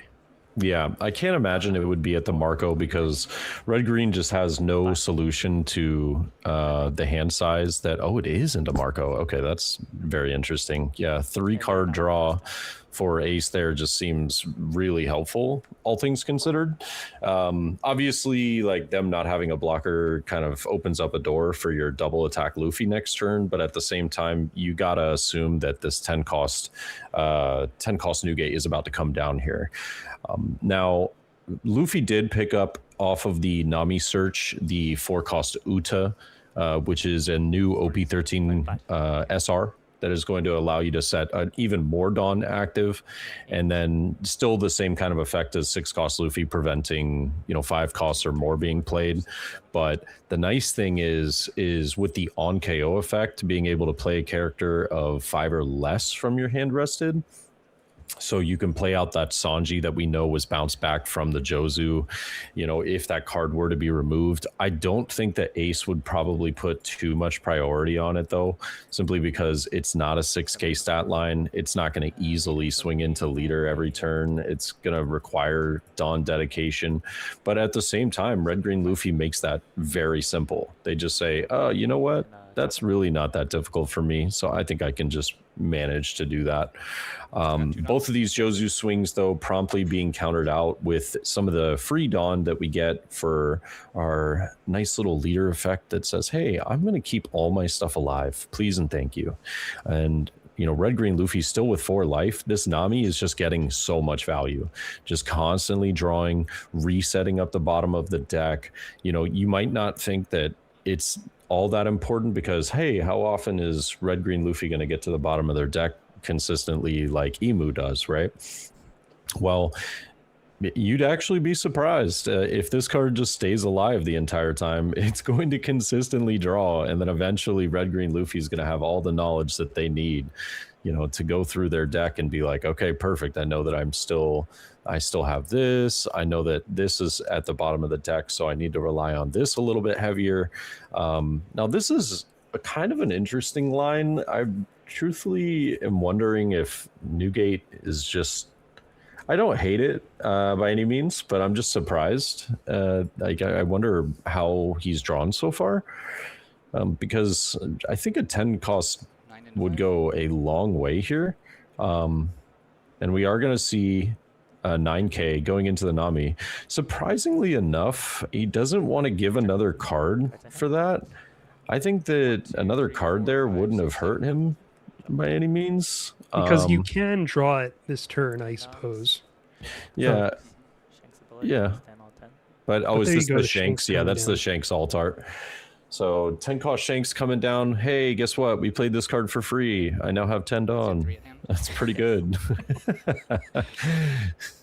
So just counting out, what we're going to be trying to do with the rest of our Dawn now. So is it going to be a heavy dedication, with Ace being at an 8K base right now because of the 9 cost Newgate played the previous turn? If you really want to get the double attack through, you're going to have to swing a lot heavier than what it looks like they might be going for here. I don't hate the idea of a swing like this, but it does seem, after you killed Marco the previous turn, it seems like Ace has just got an endless hand, and you need to chip at it somehow, that's for sure. Is it 12? Yes. Yeah, I think this is a good way to start chipping at it, but I wouldn't be too surprised if we saw the Ace just take it either, Yeah. But we do see the counter happen here. Yeah, And it looks like 5 left in hand. That's what surprises me is he's getting rid of his 8 cost. Wait, only 4 left in hand? 5, it looks like. Well, I think I 5 wasn't was seeing from the drawing last for one. turn, so that's surprising. I think after he's been bouncing cards back, playing... I guess he has been countering 1 Nami swing and 1 leader swing per turn, so, to be fair, I guess that's fair. I just thought he would have, after the Marco and the draw for turn, I thought he would have been at, 10 cards. But I guess the counter 3 card counter right there brings him down to 4, drawing to 5. It is one thing that is very telling, though, is that he's using these 8 cost events. to me, that means you don't have any top end in your hand. You have none. The reason why is because if you're at 3 life and you've used 2 of your 8 cost events, you when one the turn before you were going to use your 8 costs, right? And then 2, now when you're again at 3 life, you could play out a 10 cost Newgate so easily. It is just surprising, you know. And I mean, this is even furthering that idea because we're already preemptively attaching 3 Dawn to our 9-drop Newgate. So you could get the 2 onto it for free by just playing the 10 cost. So there's no 10 costs in hand. You know, Red Green Luffy has to recognize this and try and take advantage. I think that it's very important for Ace to probably see a blocker here. It's like very, very necessary. Leader ability. Tapping 2. And let's also note here that Cancel the list of RG Luffy is not running the unblockable Sanji. It is running, however, a copy of Hody Jones, which is notable. It is running, actually, 3 copies of Hody Jones. 2 of them are the alt art. And it is also running DMG, I believe. DMG, yes, Dead Man's Game, which allows for not the ability to get past blockers that way, but to rest them. So that's going to be an option to finish this game for the Luffy. Hopefully to kind of, I think the idea is to get through here. I think the other card that the RG Luffy is looking for here is probably that 9-cost Pop Shakes, so that you could get rid of those larger bodies. And if the opponent is not able to draw more of those, it's going to be really tough for them to get back into the game. But with Ace drawing so many cards, I think they will get it. It's a question of whether they're going to get it in time. So here we see the Luffy still with 3 Dawn standing. That's 6k worth of guard or counter, as it were. So still a lot of ability to get out of these attacks, even without a huge hand, which is really one of the nice things about RG Luffy. Yeah, the interesting defense against the 6 cost was by using the 2 Dawn Charleston, which is pretty much like a Red Green Luffy exclusive at the moment. It is a Don Quixote Pirates type card, but interestingly enough, it just functions so well in this deck because you can counter plus 4k and then you get to set 3 of your Dawn back as active just for trashing a card from hand. So it's like, oh, okay, I can just get rid of a brick, get 3 Dawn back, counter out like completely, you know, with all this free counter that I get from just having Dawn active in the first place. It's a huge way to start a turn, is to, you know, start by using that as the counter. I like what he's got going on here. I've actually seen a really weird mistake made before. I think it was a player had, I'm trying to remember, I think it was like 5 Dawn active, and with the 5 Dawn active, they activated Charleston, which brought them to 6 Dawn active. Yep. And then they can't use leader effect, and they didn't realize it. So when they tried to use it, they were corrected, and it became like a really it was something that you wouldn't think of, but it was such a learning lesson because they were like, oh, well, now I'm screwed. So you have to use that very, very correctly. Otherwise, you can actually put yourself in a bit of a tight spot. Yeah, it's a big sequencing thing there. It's also up to 3 cards, Dawn cards is active, so you could technically just restand 2, although again, you're not getting the full value out of it if you go with that route. But we do see that the Ace is taken out here. I believe, was it Red Rocked? Yes, it was Red Rocked. Yep. Or not the Ace, the Shanks. Sorry, the Shanks, correct. And so that is out, and the board state for the RG Luffy not looking too threatening so far, despite the fact that the Ace has no blockers on the field. Still a lot happening here, and if this double attack goes through, it brings the Ace back to drawing, 3 cards again, as if it was a Marco. So yeah, not that much, not doing much here for the Luffy player, but yeah, we see this 10k going to life more than likely, trying to get him into the lethal position. think, yeah, Ace is going to pretty happily take this, get one from the leader effect on the card draw as well. It's kind of interesting what the idea might be here if the Ace is deciding whether to maybe like put them to 0, go all in, then maybe rely a little bit heavier on Hody Jones. But I still think no matter what, they're in a really bad spot with a 10 cost Newgate and 2 Jozus that have been able to just sit on the board, fairly pretty. So a nice 8K going to life should be pretty simple for Ace to get out of.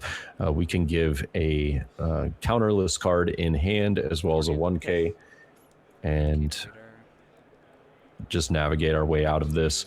I think Red Green Luffy's time is, there's the 3rd 8 cost. Wow. And a Jozu.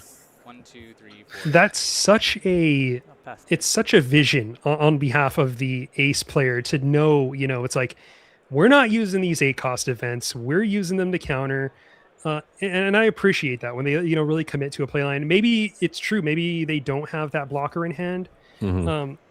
But the commitment to the line is great. I love to see that because at the moment there is really no, lethal threat to them here. It is going to be hard for this Luffy to really do anything that's a huge threat to them.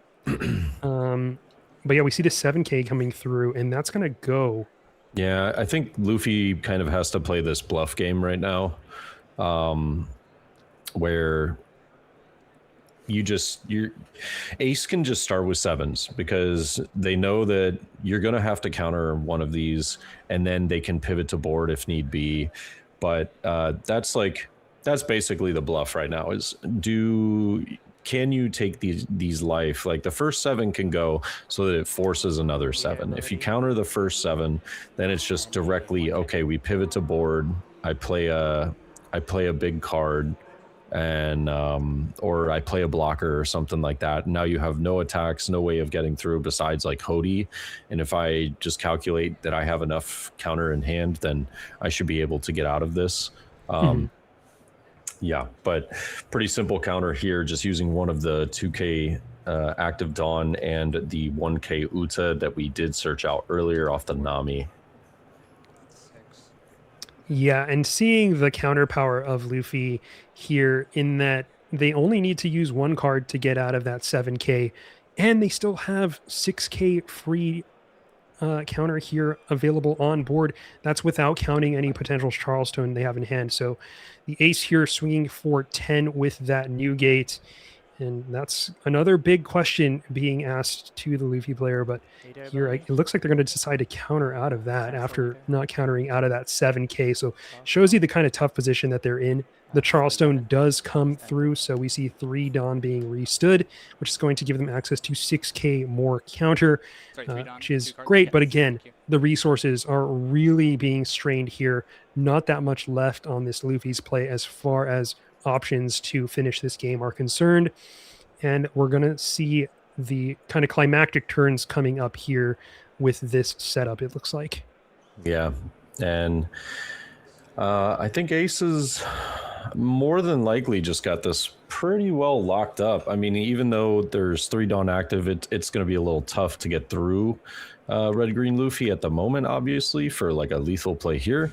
But if you have if you have some options of just playing out blockers like a Marco or even a Marco Yamato being able to swing 7 again here is just very nice. Getting a lot of draw power as well. If you have the Uta is played for free because of Newgate. Yeah, I mean, there's plenty of options here, but I believe that we have seen 1 Uta go to trash from counter. 1 Marco obviously went to trash after one of the swings earlier on in the game.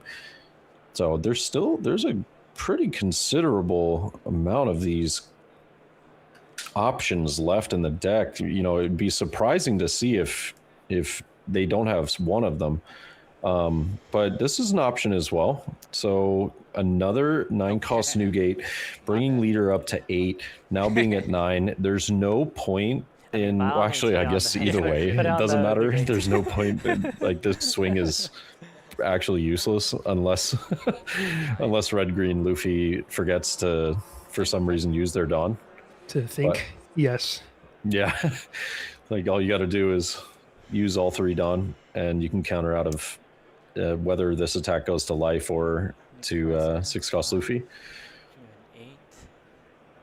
And this is where we see, Nine. you know, the issue with RG Luffy is that Put next because the game plan is to get characters on board and then protect them, when they get removed by means of a Jozu, you just are not able to create that much tempo or that much pressure on your opponent. So they can kind of just let their game plan go through, develop their own board.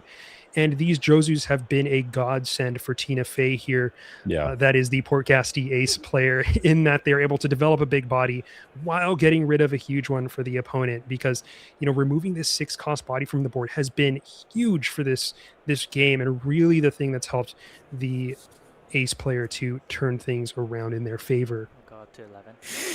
100% agreed. You know, the only thing that I could have, and this is a card that I don't believe is played in this deck at all, but I think it would be just perfect right now. Well, not right now, excuse me, the turn before. The turn prior would have been the 10 cost Dofi. If you had the 10 cost Dofi here for some reason, I mean, they're you know, you could have stopped a little attack and just said, all right, you know what, it's time to shine. But unfortunately, yeah, with that Shanks being removed earlier, I think that kind of sealed the deal on Luffy being able to get tall enough to get over this massive 8K wall that Ace has going on. Now, I'm going to bring this up because I think this is really silly, and there's no logic behind this at all, but I have definitely done this to bluff my way through a game before in the past. Is you know, just people's mannerisms, and red blue ace fanning out the 5 cards in their hand to show I have 5 cards, my leader's an 8K. Sometimes that makes me feel like their hand might actually just be card dead. Like Yeah, it's a little postury for sure. it's very, like, again, it's probably a huge nothing burger, but if I'm red green ace right now, or excuse me, red green Luffy, and I know that this is my last turn, there's no way I'm surviving the following turn. I'm just going all out and swinging the best numbers that I can mathematically that hopefully get me there. But I think the odds are extremely low that his hand is card, like, absolutely just dead of counter. But starting with a 10K versus an 8K leader. So really the ace only needs to have a 1K counter. That's it. Yeah. Well, how much Dawn does that leave him with? 7, so 12. I mean, I would have. I was greedy, but I respect it. I think really thinking, and here looking through their trash, thinking a lot. It's like, maybe it's all bricks. Maybe it is, man. Maybe it is. It's kind of crazy if it is. To be fair, the odds of that are extremely low, folks. We're Very not saying low. it happen, but we're casting. You got to hope for something like that in some ways, just to make the game more exciting, I guess I would say. Yeah. But it's already a foregone conclusion that they have the means to counter out of this. It's just interesting that he decides to go 8-12 instead of 10-12, right? Or excuse me, yeah. Sorry, 10-12 instead of. Oh wow, he takes. Okay, they take. And he Withdraw. get. Oh man. that, bro. Oh man. You got to all in it, dude. You got to all in it. There's no way. I mean, Well, and the bluffing is coming through. I mean, do you ever survive another turn here as the Luffy? Like, there's no way. No way. No shot. I've seen them do crazier things, to be fair, but I mean, they have what, 3 cards in hand? If you have your hand, Yeah. And it does look 12th? like the aces. Okay, there we go. Yep. Yeah. Let's see. I didn't have the Shigi. I couldn't find Let's see. What has he got? Oh, I'm seeing a lot of bricks. I saw a lot of bricks. I saw Gold Roger, Marcos. Leader ability, 2K. Sure. 12 bricks, man. Sure. No way. Oh my god. My goodness! Oh god. There is no Oh my way, god. bro. Counter. Oh, Literally wow. called it. Who am I? Oh thank my God. Oh, I goodness. punted it. Who am Oh, I, dude? The absolutely. posturing. Oh my gosh. Sir. No, I The was like- posturing. I was I like, got a told- million bricks in here. I in knew hand, it, something bro. like I just counter knew it. everywhere, I was man. just like, if you're fanning out your I was cards hoping like you that, dropped the Marco so I could that just is Cody and make it easy. crazy. No, no, That no, no, is no. I wanted to see it. I want to see insane. the card. Yeah, Like, for sure. what? Oh, Uh, I was like, oh god. we both Bro. thought that it was over. That's I that is so wild that oh my god. but it does happen. It happens, and Oh, you man. gotta you can't just assume that your opponent has it. I feel like I've lost so many games by second guessing myself and thinking, oh well, maybe I have an out if my last card is a Charleston or something. There, Yeah, it's yeah, so yeah. easy to just do that. Especially when it looks like your opponent is confident. They're fanning out their cards, showing you, I got five. Don't forget, I got 6 cards. Like there's got to be at least a 1K. But when they take that first, you know that the Luffy was double. They were thinking, well, do I ever have it here? But if there's a chance for you, that's when you got to take it, and they did, and it worked out. So great read on your behalf. That was amazing, honestly, and you just, I mean, sucks for the ace in that situation because we've all felt that before where you're just fully bricked up, but there's like no way your opponent goes for it, right? And you play a little bit of the mind game there. So yeah, I mean, just a really cool match to see. Yeah. I'm not gonna lie to you. I can't believe that I called that actually. I said it was gonna be a nothing burger. Like, there's no way, right? Like, this is, it's just one of those things that I've seen people do, and I'm like, yeah, that's probably not the case. But like, he probably just put his cards down just like that, just to, yeah. But then the more he was waiting and thinking about it, I was like, dude, this might be. Well, this because the might other be thing real. too is Yeah. when who takes that, unless you for sure have the counter in that situation, obviously, Yeah. it's when they take that first one, it's like, I think we got this now. Yeah. You know, No kidding. Because surely one card out of your hand to counter out of that first one and just kind of guarantee it because you got a bigger 12K swing coming at you next. Sure. Wow. Unbelievable. Unbelievable indeed. Yeah. My thought process here though is, why, as ace, why did we go the 9-cost Newgate route? I think that I don't hate it, but I think that you just had better odds of just playing, because when I looked at his hand, I'm pretty sure that he had a Gold Roger, at least 2 Marco blockers, I think maybe 3, but I think it was 2. And then he drew whatever he got off of life and card draw, which I'm assuming is one of them had to have been the 2K Uta. Yeah. But so my thing is like, if you for sure had at least 1 Marco in hand, right? So you could have just like maybe chipped life like he did with the Jozus, and then you go like 6 life again with leader, and then just play the 4-cost Marco, attach 6 onto your 10-cost Newgate, and swing into your opponent's Luffy. And then the only way that they would be able to get around that is something like Hody Jones and DMG, and they only had 2 cards in hand at the time. That seems like a good gamble on my part. Like, I feel comfy about that. Maybe in my head, they're setting up for lethal, right? Because even against this RG Luffy, you never really know if they're going to have an absurd amount of counter, and developing that extra 10K on board is the path that I see them kind of thinking of there, is like, how do I win on the next turn? I have to set myself up to get the dub and not just to survive this turn. Sure. But that being said, if you do the calculation and it's 10K, 12K is what you have coming at you on the next turn, and you don't have the means to get out of that 10K, maybe you do have to take that other route. But one really came out down to the wire, and maybe they also relied on their opponent, being too sheepish to go for that. That was the bluff they were running that game, and hoping that they don't, and setting themselves up for victory on the next turn. But Yeah, that was a wild game. We got to see a lot of the mental aspect of the One Piece card game there. Yeah. And that's a game that could go very differently if that posturing ends up working on the RG Leafy player and they decide, you know what, I'm going to try my odds with this last life of mine and hope that I can survive this next turn. 100%. Yeah. Well, yeah. I mean, I think that was easily, I think, the best game of the day. That was crazy. Yeah, truly wild. Yeah, that was a wild one. I can't believe that it actually panned out the way that I was thinking it would pan out. But because I just thought that's like a one in a random amount of worlds chance. But hey, it happens, and that's those are cues that you gotta be aware of, and it's like the smallest little thing, I guess. But ladies and gentlemen, what a round 5. Yeah, we are gonna take a small little break before round 6.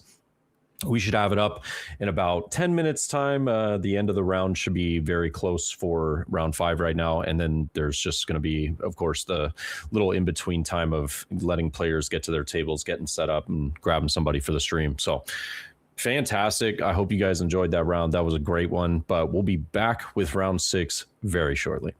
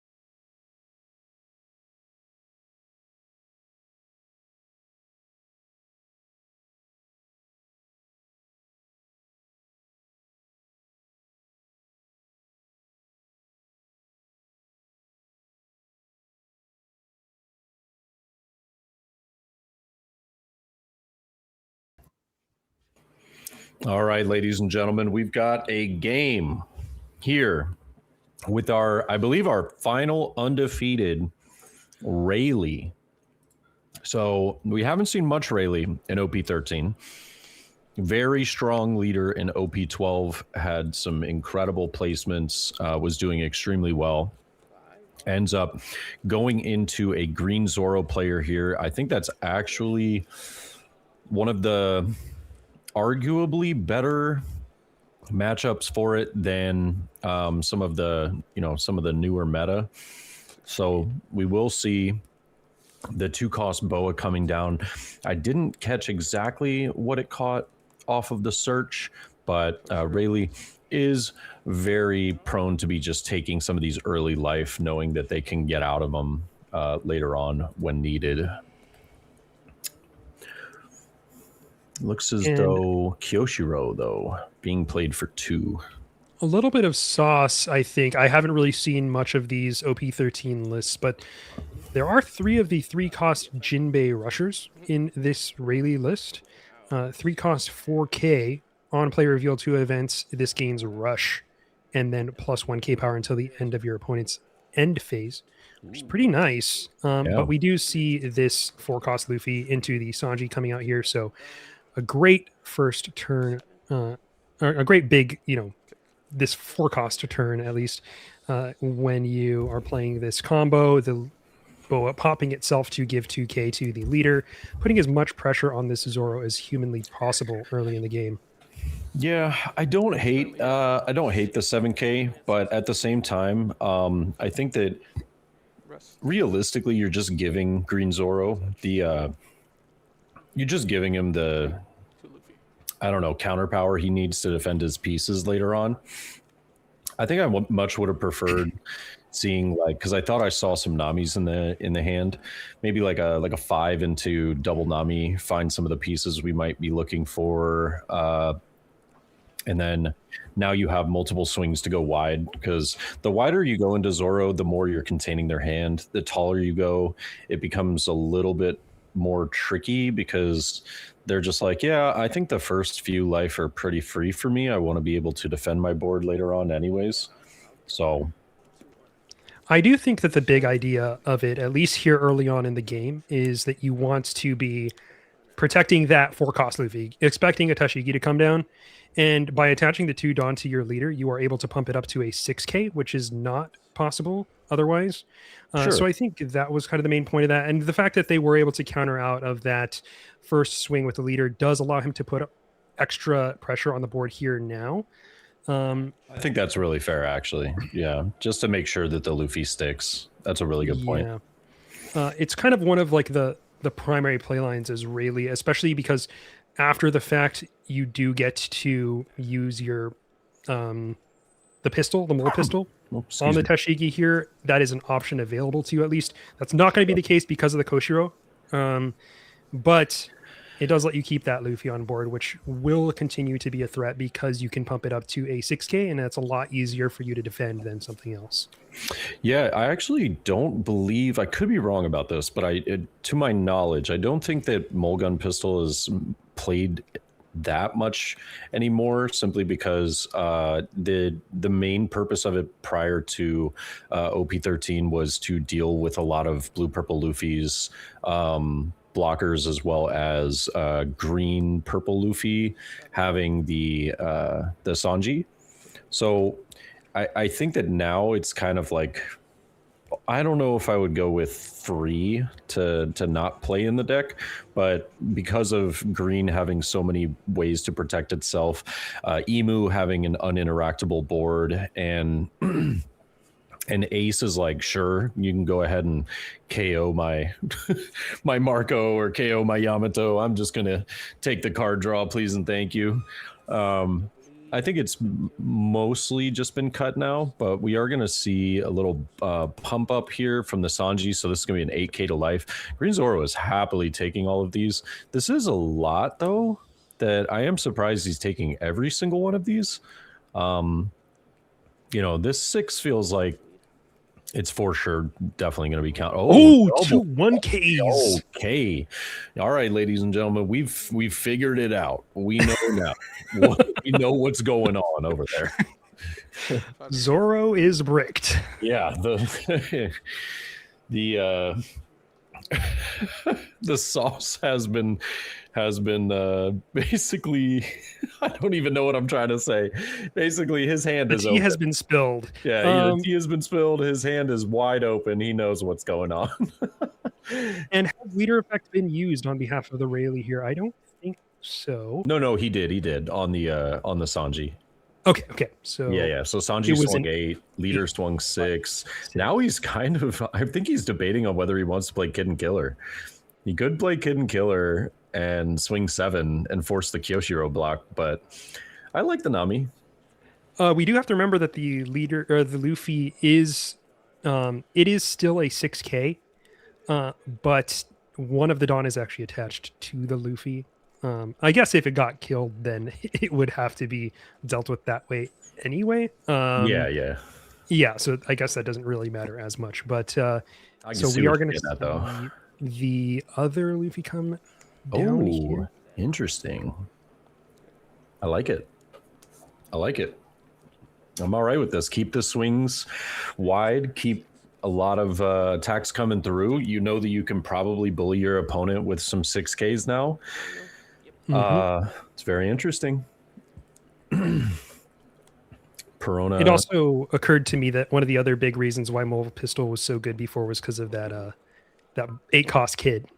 Right, exactly. And 8-cost kid has now been more or less just taken out of Bonnie because, as well as some other decks, because of the addition of 6-cost Law now.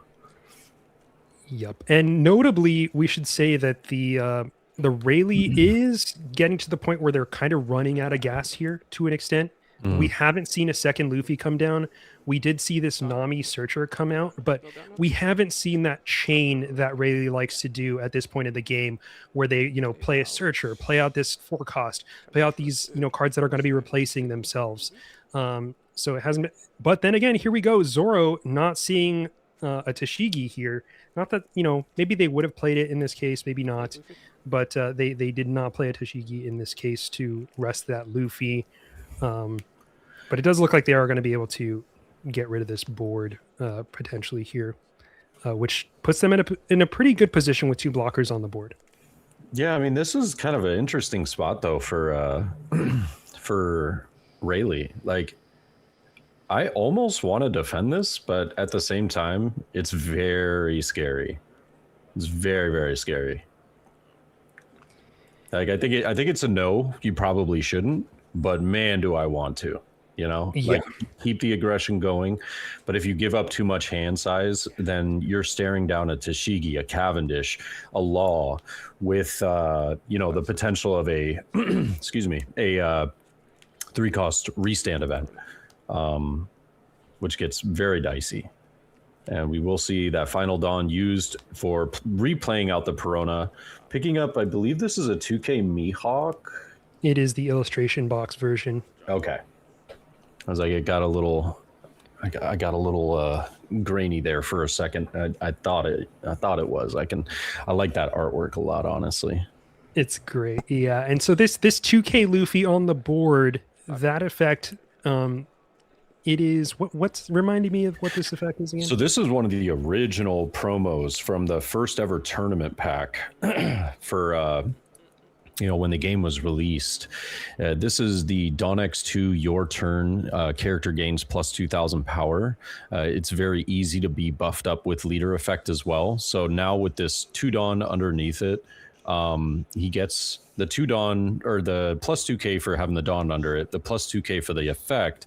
So now this has effectively become a 7K swing that he is throwing at Zoro here. One more attack into life, and this Law blocker, this Law does become a blocker because it has the restriction of needing to be at 1 life or less for it to have that effect. Yeah, I mean, if you keep pressuring them enough. We know that Rayleigh did pick up the unblockable event earlier on in the match. We know that they have Kid and Killer, Kid and Killer is very potent and picking life, so he just needs to do this carefully. I think if you're able to, I like this. I like this 7K first. That's perfect. You get your opponent to 1 life. Now, I think your win condition is double unblockable. So if you can leave 1 up for, well, yeah, like 1 up for the, what's it called? The observation? No, not observation. Conqueror's hockey. Yeah. Is that what you said? Did you say Conquerors? Yes. Oh, sorry. You whispered, and I was like, I think that's what you said. But no, yeah, you leave 1 up for Conqueror's hockey. If you're lucky, which I don't think you'll be that lucky, you somehow protect this Kid and Killer, but I doubt it. I just think it's more protect your life, find the second unblockable, and just go for game. But it gets very dicey because you have to protect your life pretty substantially. Oh, does he have another Kid and Killer in hand? Is that what I saw? I think so, and I think I also saw the 2-cost King Kong Gatling. Yeah. So super solid. When that lethal swing does come through, they can pump up quite a bit. Oh, so revealing 2 events to swing with the Nami. I like this. Does he forget? Okay. I was going to say, does he forget that he can just free block this with Law? I would have liked a 5 with leader before you showed what you were going to do there. Yeah. You potentially get the free block, and then, you could be really scary with the Nami. Like, they could be scared. So now your Nami's definitely dead. Whereas you could have maybe had another attacker, but I don't hate it. Either way, kind of works. That's a good point. That's a good point that you bring up. I mean, it's a minor detail, but you could have left that Nami standing if they decide to counter out of that first one. Yeah, you'd be surprised. You would be surprised how useful one of those one. Oh wow, interesting. Bounce Perona, play Perona. I think this is desperation. He's trying to find counter here. Yeah, big time.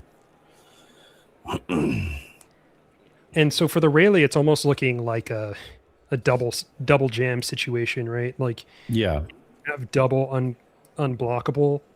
And was that Kuina? Sorry to interrupt. I think that was Kuina that was picked up, right? I believe so. I believe it was. Oh, it looks like it was Tashigi. Oh, it was a Tashigi altar? Okay. Couldn't tell between, they just look so exactly alike. I know. It's literally the same person. That's the in-lore joke. Yeah, exactly. Lore accurate. And funny. We got 1 Conqueror's hockey coming down here. 7 Kid Killer. All right, so we'll see a 7K from lead going into Kid and Killer. Does restand 7K to life. Yeah, I guess you kind of have to take in this instance. I would, as much as possible, I would like to not be taking here. One notable thing for Rayleigh is we haven't seen a 1-cost buggy hit the board yet, which is oh, all right. Okay. I speak too soon. But no, that card is just so important into the into this matchup because it allows you to basically be protected and get multiple attacks through these slash type characters. Double Law, very tricky. He doesn't have that second unblockable yet, which is unfortunate. So he's got a bit of a situation on his hand here. I'm of the mindset that you maybe play Kid and Killer, just looking to get counter out of hand, right? So like swinging 7, and it's also a distraction. It'll eat a attack more than so. Just a distraction. We go okay, Kid and Killer, sure. Get a 2K from like a block from one of these laws and a 2K counter to get out of it, and then jam life with the unblockable event and then just pray that you get another unblockable either through your top deck or through your life. Yeah, I think you got to take that risk at this point because it's not just the unblockable that's your outright. You can also draw your 2-cost searcher or another buggy, or Sure. your Shakuyakus. So you have a Yep. lot of extra quote outs in that way. I don't know how many of these events he's bottom deck. That's another thing that he needs to be thinking about at this point. For sure. The Rayleigh player, because if you've already put a bunch of those on the bottom, that is not going to be an option for you when it comes to looking at your outs. But the Rayleigh does have access. Okay, so it looks like we are going to see that. Yep, the unblockable comes down here. Yep. Attaching 2 to lead, that is going to be unblockable at least. We'll see how much more they decide to commit here. Again, leaving some up for the next turn so that they can counter whatever the opponent's going to do. But they need this to go through, and they need to get another unblockable off of either life or the top deck. So we'll see how this plays out, but they decide to commit to it here. You know what? Well, I don't hate it. Yeah, 3 Dawn's perfect. Oh no, this is what I was going to say. Is I think for sure he should have used the King Kong gun here. Because what does it matter? Once you get him to 0, you're swinging 15k. You know what I mean? Right. You're swinging 15k. So this would have at least guaranteed you put him to 0 if you King Kong gun there. And you don't need King Kong gun the following turn because you don't need it's just counter. Now you've for sure lost. I think that Rayleigh has for sure lost. Like King Kong gun does nothing in your hand this on your opponent's turn because it's counterless. There's no way to trash it for any. Am I forgetting a card? I don't think there's like any way to trash it per se. No, not necessarily. I don't think that there is a way, but okay, so that's a 5k they get out of. Yep, 5k is a heads up attack right there because 5s are actually very annoying for Rayleigh. 5s and 7s, basically anything equal to or 2 over, because a lot of their cards. Ooh, he is choosing to swing with one of the laws. There's a world where Rayleigh you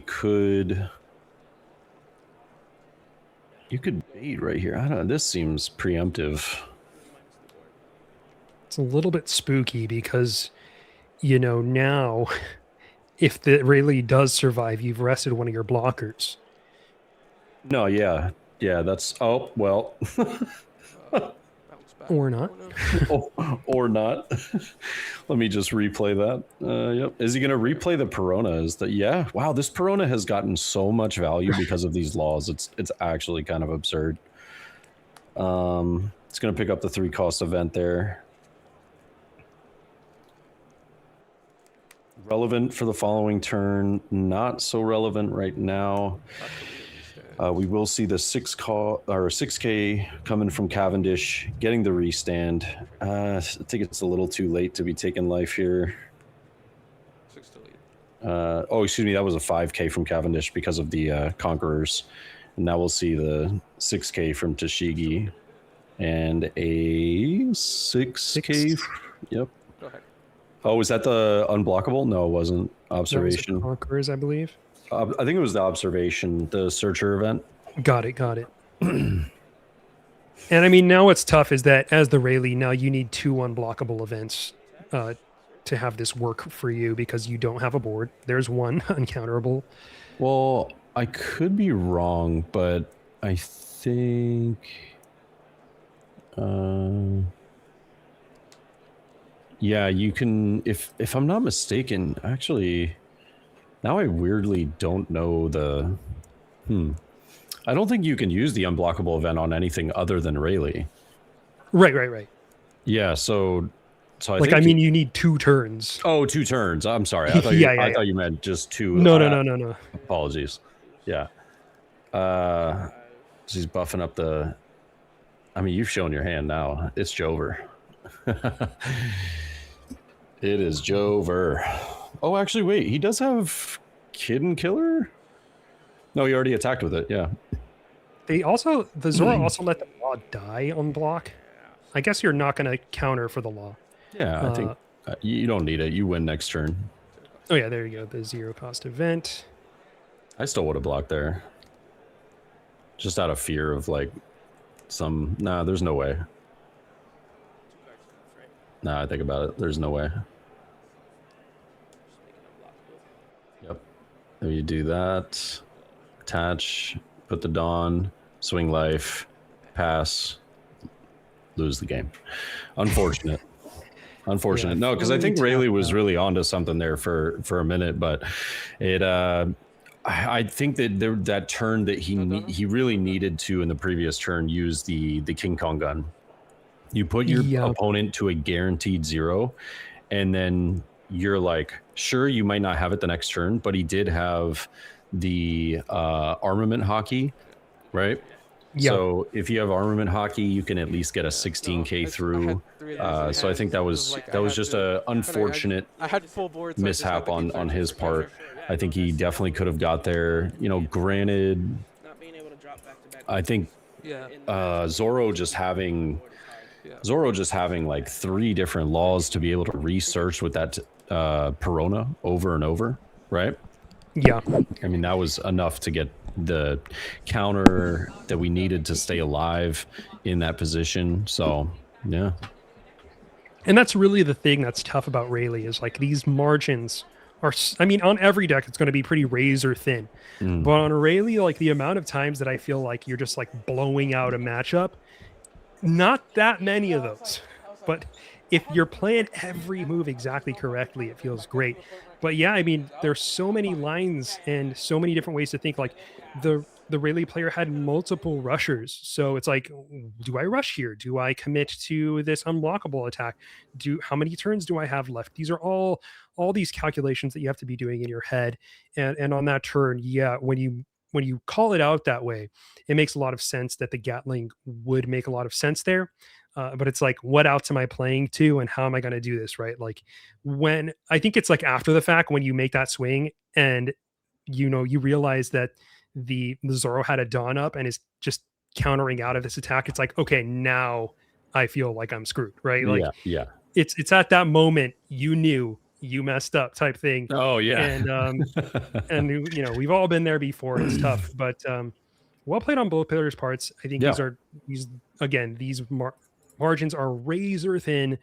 And I think it's also easy to just be like, man, I didn't see a single buggy. Like that buggy makes that matchup so much different as well. Oh, 100%. Came a little bit too late, too little too late. But yeah, that's how the cookie crumbles sometimes. 100%. And you're right. Like not seeing the buggy, it is unfortunate for Rayleigh there. Not seeing it until so late in the game, was probably potentially just game losing.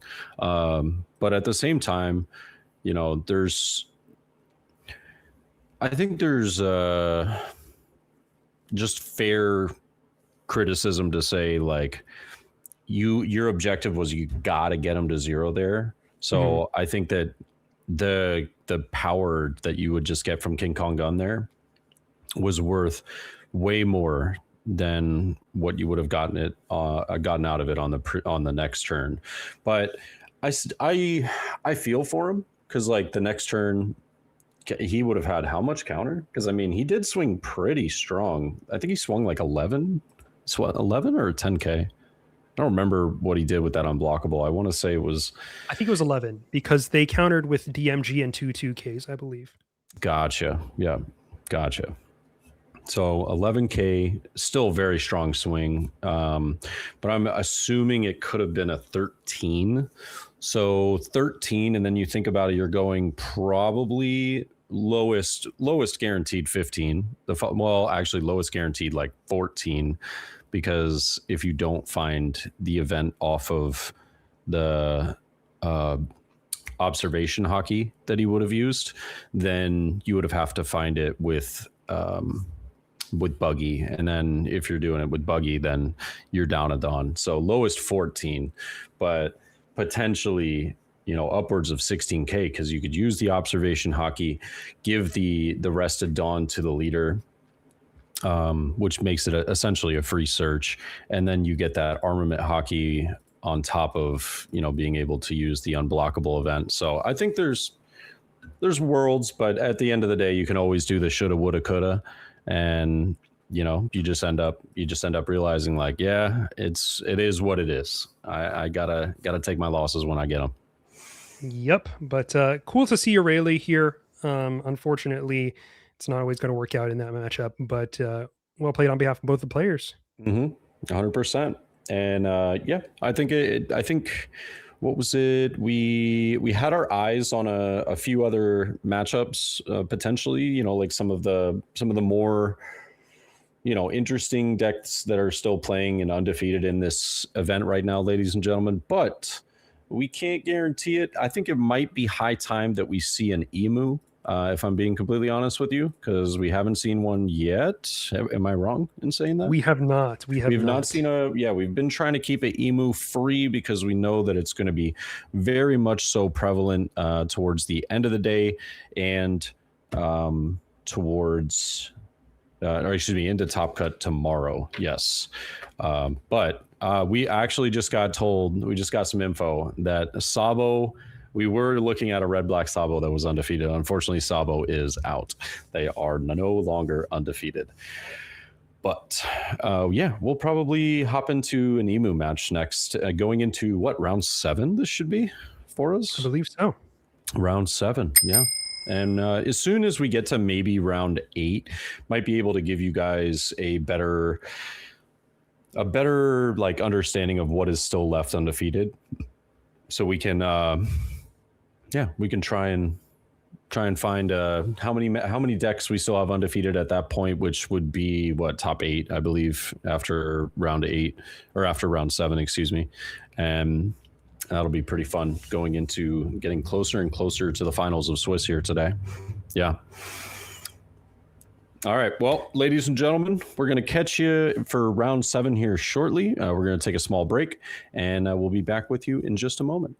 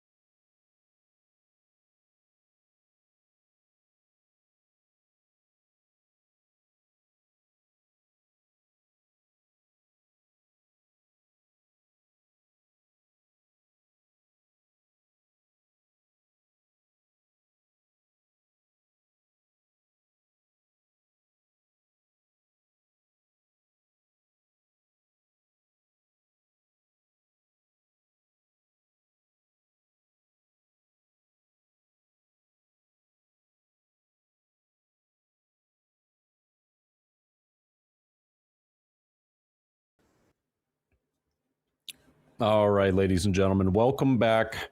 We are here for round 7. Now, I will say this, pretty funny. We crunched some numbers. We crunched a lot of numbers, okay? And let me just tell you, top 16 is basically Ace and Emu. So it's unavoidable now. We are watching some Emu. It is unfolding right before our eyes. Also, Josh, I believe you might be there we go. There it is. He's back. Yeah, I was going to say I crunched a lot of numbers, Yep. and I figured out that we were going to have a lot of Ace and Emu. Yeah, So, yeah. It You're seems welcome. as though I contacted the nearest weather station, and it's a forecast of Ace and Emu for the rest of the evening. Had to pull up the Wolfram Alpha, but yeah. there are some Aces and Emus. Yeah, which is pretty good. I'm all right with it. I personally find both of the decks to actually be quite fun. If I'm being honest with you, I main Ace. I love Ace. I think it's an extremely fun deck. I know that it can be not so fun to play into at times because of how much that leader can just draw a billion different cards and call it a day. But Emu kind of more or less the same sort of idea, drawing a lot of cards, being able to cycle through your deck so consistently, bringing back that idea from, what was it, OPO5, OPO6 with Sakazuki, being able to trash a card and draw another one. It's just so useful. And I think it's even more useful though, because you're able to put those pieces that you need into the trash for your 10 cost effect. So it's a doozy. It's a very good deck. And you can play them and then trash them. So you get the effect first, right? Whoa, yeah. Yeah, the fact that it's not just from hand, it's from hand or board. You're like, oh, okay, wait a minute. This seems pretty good. So I think that we're definitely going to be having a couple of different games. If possible, it would actually be pretty neat if we can do, an Emu mirror, an Ace mirror, and an Emu Ace final or something like that. Now, granted, if we try and go that route, we could get cursed, and the final could end up being another mirror. Yeah. So, I mean, yeah. So it's roll the dice. Yeah, or you could just do Ace Emu, Ace Emu, Ace Emu. Right. One thing I wanted to say about Ace that I like about the deck, to add on to this praise, is that I feel like a lot of the decks that we see that are like, this will teach you the fundamentals, right? Like we think of Zoro or these like really aggressive decks like Rayleigh. This is a great one if you really want to, tighten up your fundamentals. Look at these decks, because it's all about like swinging the exact right numbers for the situation, reading your opponent's hand. You have the tools, but you got to be able to use them all exactly correctly. We usually see that with these like really fast red decks, but I like that Ace kind of gives you the flip side of that, which is like this resource management combined with that, all that aforementioned swinging the right numbers and looking at your fundamentals. Yes, you're going to be drawing a lot of cards. There's going to be a lot of buffer space. You can still make some misplays. It's a little bit more forgiving in that sense, but to a large extent, you are mostly worried about like, what are my numbers? What are my dawn costs? And what am I looking to accomplish on any given turn, which requires a deep understanding of the fundamentals too. So I like that it is a more control-oriented side of that story. 100%, yeah. And I think that interestingly, bringing up kind of what you were talking about, just the numbers per se, right? I got some numbers to throw your way, which I thought were kind of interesting.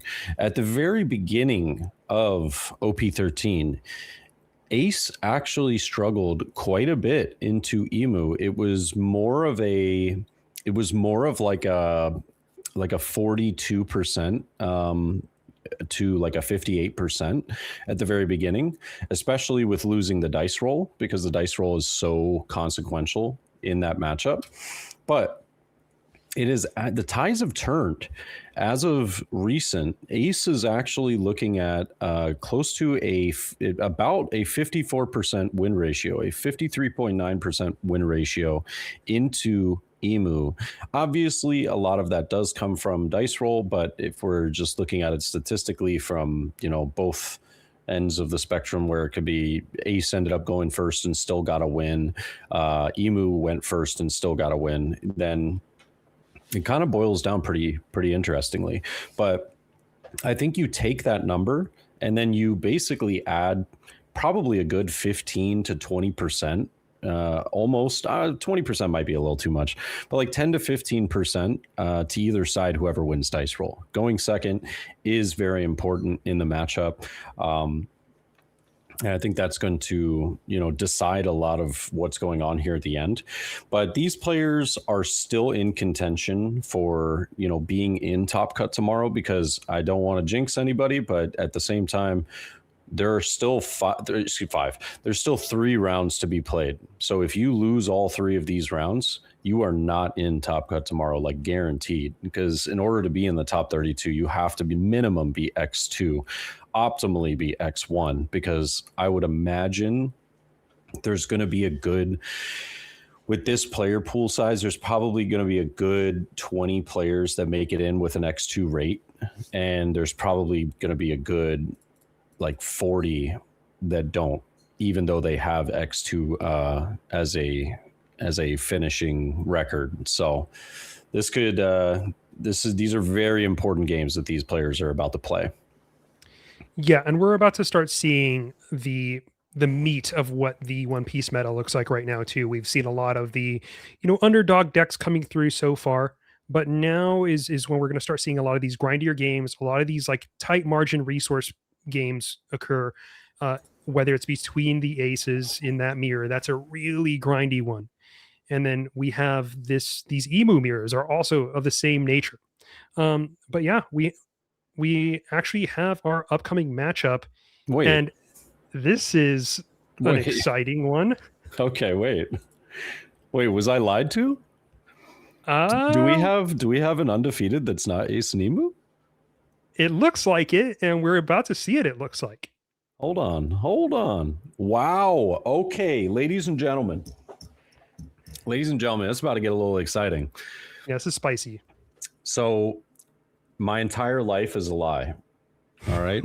Everything has been a lie up until this point, because if you remember round 2, ladies and gentlemen, what did we see round 2? We saw Gold Roger play against not just a Yamato, the Yamato, okay? The Yamato, aka Butts with a Z, all right? Butts now is still undefeated, 7-0 with Yamato, going up against Chris Sock, the former second place or third place? No clue. I can't remember if he was second or third at Nationals last year. But wow. Okay. So it's about to go down. Chris Sock is one of the most winningest players in this entire game. And Butts is easily one of probably 3 people that have won with Yamato fairly consistently and done really well with Yamato. So this is actually really cool. I'm very happy to see. Yeah, this is a real treat. I thought we were definitely diving into the Emu, Ace smorgasbord, if you will. But instead, we get a treat here. Round 2 coming back from the grave, and still 7-0 with Yamato going into what I would imagine to be not his first Emu of the day. But we will see the event being played out. Taking a look at the 3 choices, we are going to see the Peter. We have Jupiter as well as Nozjiro, if I'm not mistaken, the rush card and the 10 cost elders. So he does choose to take the 10 cost elders and is going to pass it back over to Yamato after using trash effect, of course, to get rid of interesting. What was that? Mercury or Warcury, I believe. So, or Warcury? Yeah. I'm sorry. I always Same go thing. with the I just always go with the what do you call it? The name of the planet that they resemble. Yeah. All right. It looks like we have base rare on on these elders, which is at least for the ones that we've seen so far. So no trouble reading what those are going to be at least. Yes. This is nice though for Yamato here, playing out the Tonoyasu, because Tonoyasu is not really too big of a, not too big of a problem child when Emu isn't expecting it, but having just gotten rid of that blocker and now leaving Tonoyasu up, I mean, this could be. Yeah. I mean, he could see a 2-cost blocker here, actually. And now in hindsight, he could have the, why am I forgetting the name? Charlos? Yeah, Charlos, the Celestial. Yeah. So will we see the 2-cost Charlos? And if not, probably left 2 Dawn active, because this beautiful little Tonoyasu card is such a threat. It really is. So you can give your leader plus 3k just by trashing it. And Yep. It looks as though that is going to be the case. So we'll see 4 Dawn here.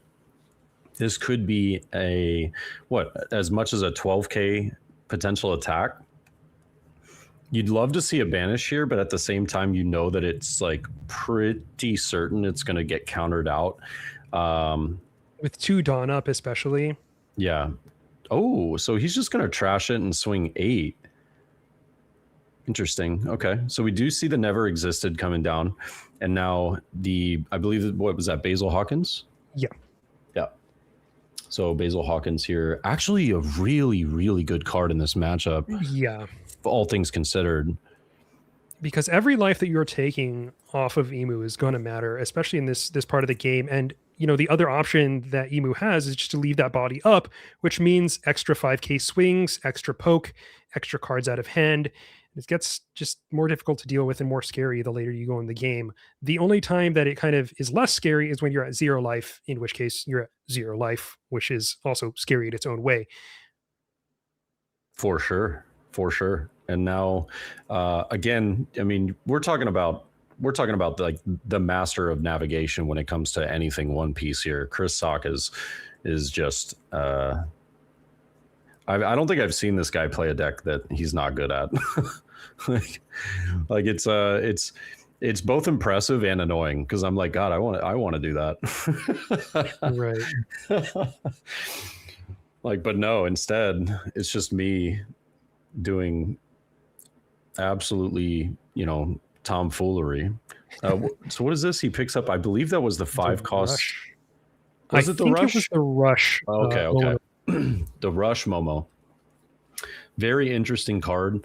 Love the idea of that card as well for this deck. It's extremely powerful in kind of getting around like the early game and just being as aggressive as possible. So we're going to see another 1 cost coming down here. Yamato trying to search out some of those Lana Wano pieces that we're going to be missing. Also a potential threat. Ooh, there it is. There's that Ezo blocker that also gives banish. So pretty solid, but leader effect is not yet activated, simply because of the fact that opponent is still at 3 or more life. Being still at, is he at 4 now or 4, I believe. Yeah. He is at 4. Okay. The Emu. Yeah. The Emu's at 4. Right. I just couldn't tell whether he was at 4 or not. So this is interesting. I almost wonder. I can't imagine it was a misplay, because I feel like Butts knows exactly what he's doing here, but wouldn't it have been more conducive for him to swing 5 with the Basil Hawkins first? And then if his opponent takes, or his opponent probably wouldn't want to counter or take life, because then you could activate the Yamato effect. So then when you swing 5 with Yamato again, you're getting yet again another card out of hand. I see what you're saying. Yeah, I don't know. That was just...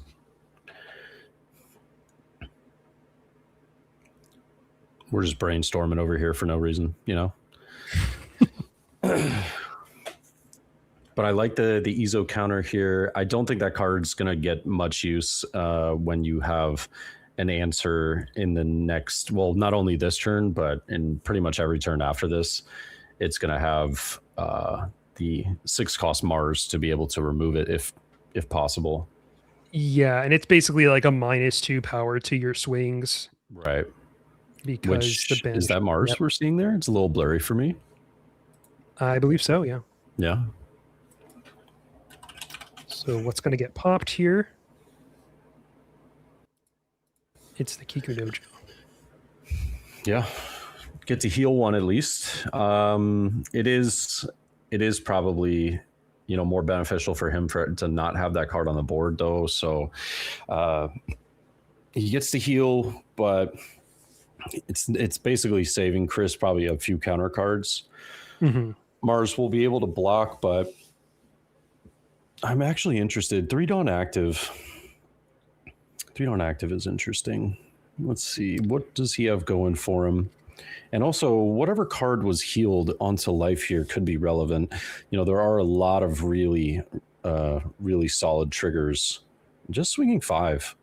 I like this, man. He's like, yeah, I'm just going to chip your entire hand. But it's unique to me that he chooses to go with the leader first of all things. And that's because you're it gets more pressure essentially the later you swing with it is what you're implying, right? Right. That's my thought process is if you have something that like he takes life here, right? You know, if you have something, ooh, okay, wait a minute. So now we're gonna see the 8 cost, then we're gonna see the leader effect, which bumps up this Yamato by 3k with the 2 Dawn attached. So we get another 5k. I mean, this is as good as it gets. And wow. I mean, solid. And it's interesting to watch Butts play too, because he's got all these lines memorized, right? When he took that 6 cost or that Momonosuke earlier in the game, it was like instant. He didn't even have to think about the search.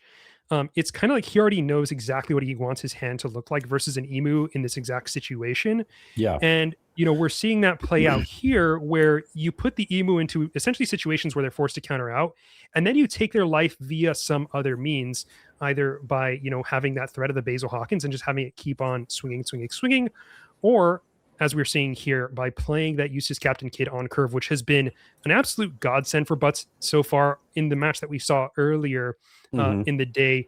It also did a ton of work because, you know, taking 1 life versus any of these leaders and developing a 9k is so powerful in this meta. And especially now that we know that there are these Hody Jones in this build as well, right? Yeah. Oh, actually, yes, 4 copies of Hody Jones in this build. So Hody is back in a big way here, and it's going to be doing a lot of work versus this Emu too. The Emu also maybe not aware that Hody is being run in this list. I don't know what the average Yamato build is going to look like, but there could be a bit of an element of surprise here as well.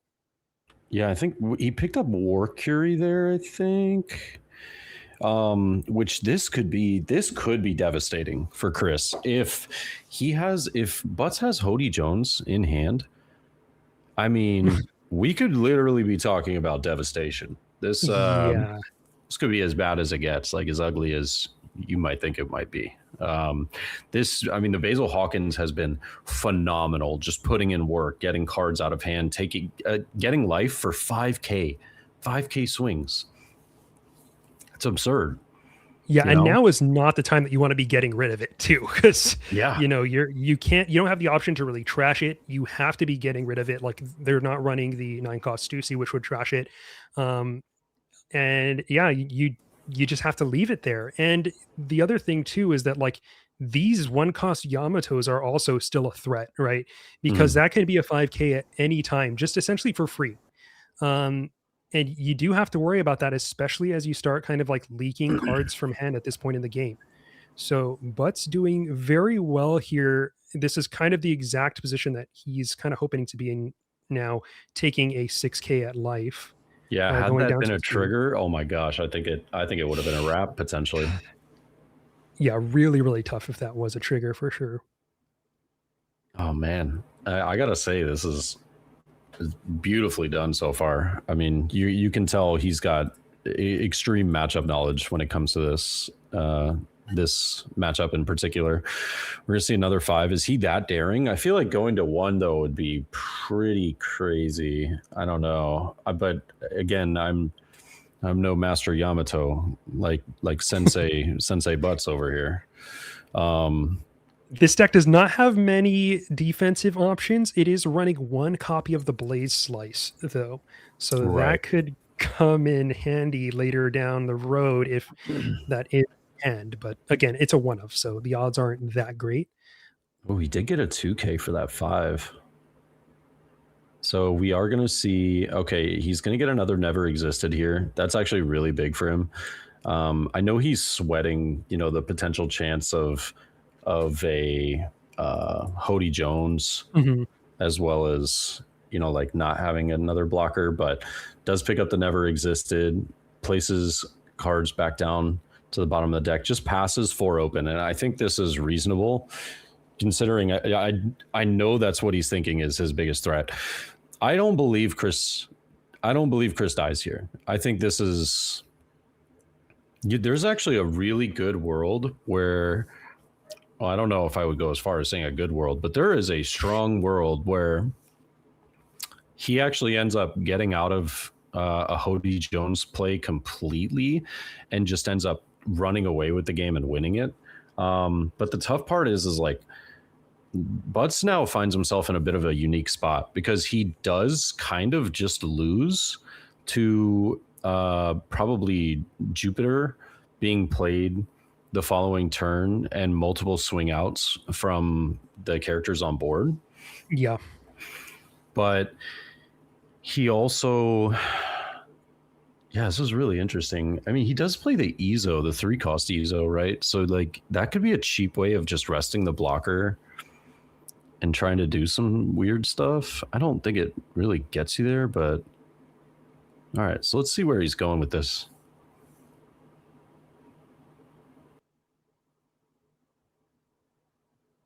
Opting to poke with this Yamato here. Yep, we're gonna see a it's a little blurry for me, but I think that was a Saint Miosgard, if I'm not mistaken. Yeah, and there was a counter with a Charlos, I believe, earlier too. Yeah, from the, okay. 7K is going to get a Never Existed here. No blocker just yet. How much Dawn do we have left? Okay, I like this. Okay, I like this. We're going long. Yeah, this was kind of like the other idea was you do something, oh, and you get to chip another 5 and you still have a 9. You have depleted this hand. You have absolutely depleted Emu's hand. Yeah. Very strong turn. Very strong turn. Gets you out of lethal range as well, more than likely. Yeah, and the Emu always has to be at least slightly afraid of potential triggers. Not that this list is running many of those, but against yellow, there's always a chance. Sure. Oh my gosh. A 5K just got a Never Existed out of hand. Oh, that is tragic. So much pressure coming through here. Yeah.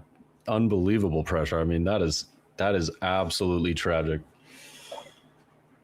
And it's always wild to see because you see these leaders do well in earlier rounds where maybe the matchups are a little bit more uneven, the player skill levels can be really all over the place, but you as a Yamato right now as Butts, you are playing against one of the greats of the One Piece card game, and in this position it's a pretty commanding position right now. Of course, Emu can always turn things around. The odds are always seemingly in their favor, but right now you got to feel pretty good about your position as Butts. Yeah, I'd be feeling pretty good.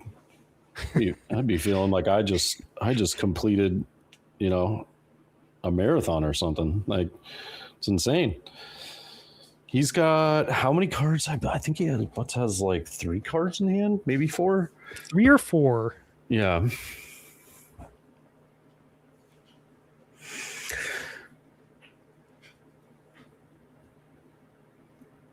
Geez, does Chris only have 2? That's what it was looking like to me. 2 And cards. he had Oh my spent, God. a good amount of. He used what 2 never existed that turn. Yeah, we know that he has Jupiter in hand though. Oh, he is gonna block. So he has Jupiter and 10 cost, if I'm not mistaken. And with the 8 cost kit effect, he gets to cycle out a card as well at the end of every turn. Right. What an incredible place to be right now. Wow. Yep. And And this that- Kuma's not coming off the board anytime soon. That Basil's not coming off the board right now. The only real vulnerable one, in addition to these Yamatos, is the 9 or the Captain Kidd, Yep. just from those -2K rushes. Yeah. From the Nostro. Oh man, I do not envy the spot that Chris finds himself in. I think these Yamatos have to go, man. He's I'm genuinely, I think these Yamatos are killing him. It's a card.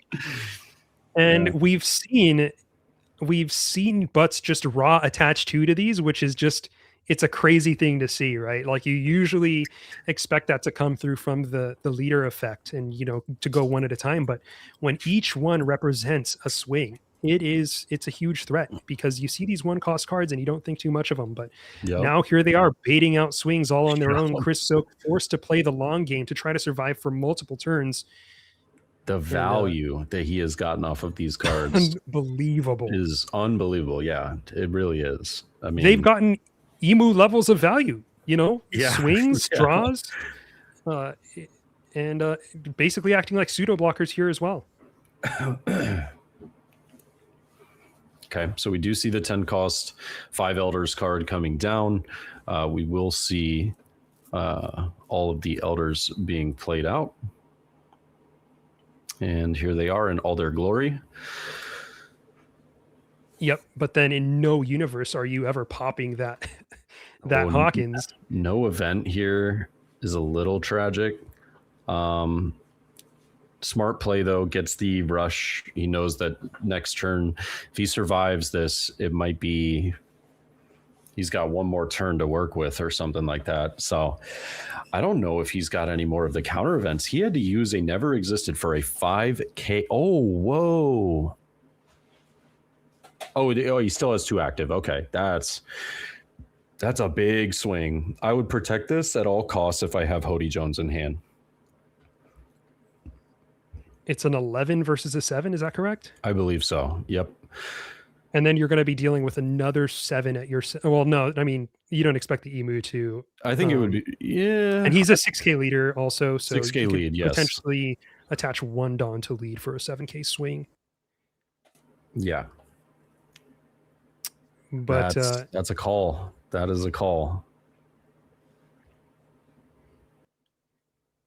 so you're staring down the barrel of 6K counter from your hand needed to protect this.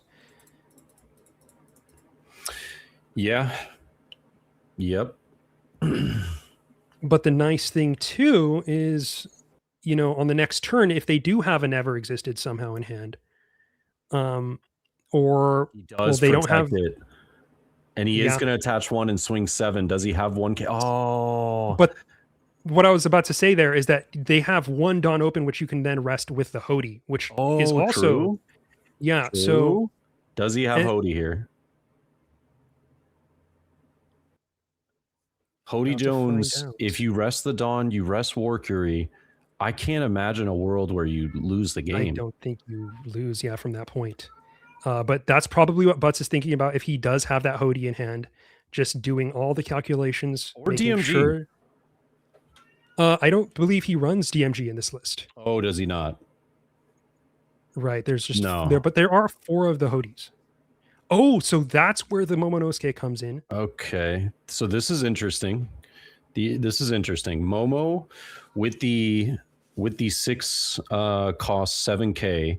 Your turn, if you have 2 or less life cards, your leader gains plus 1K. His leader, he does have 3 life, so not relevant there. But we are going to see a 7K. Was this from Leader Effect? I believe it was. I don't think so, because it looks like he Oh, still has just only attached. 2 Oh, Dawn yeah. active. Okay. So the reason that's what it is. He's attaching these prior to swinging 7 so that when he Remove will it use from- the activate main from Momo to remove it from leader to then give it to a different character. This might be just enough swings. Yeah, and Momo will become an 8K swing. So this is it really is going to boil down to whatever this Warkery draws off the top and whatever our last life is for Chris as Emu. It's going to give it 2K and a 1K. I believe only 1 card left in hand. Yeah.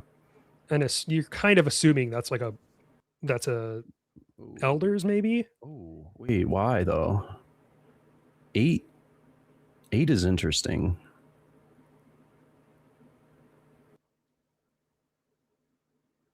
Well, now he can't lose, can he? Oh. Oh, it never Ooh. existed. Yep. Ooh. Okay. Oh man, wow, Chris might have gotten himself out of this. Oh What man. a top deck though. Or unless that was the last card in hand. I mean, that's totally What, possible. the Momo? The never existed. Oh, the never exist. Yeah. I don't think it was the last card in hand. I could be wrong, but I know he searched out. Oh boy, man, he might have actually searched out 3. I know he searched out 2. He might have searched 3. Now I'm second guessing myself. Oh, this is bad. But in that case, then where is that next Elders going to come from, right? Like, that's what you're looking for now to build more pressure. Not that, I mean, now again, they can take out that Basil Hawkins because they're at 0 life. It makes me wonder, going back to the turn that our Yamato here decided to protect the Eustace kid. Mm-hmm. Oh, possible mistake? Question mark. You know, like was Yeah, protecting it's a the lot of Eustace counter. kid. It's a lot of counter. Yeah, this is a wrap.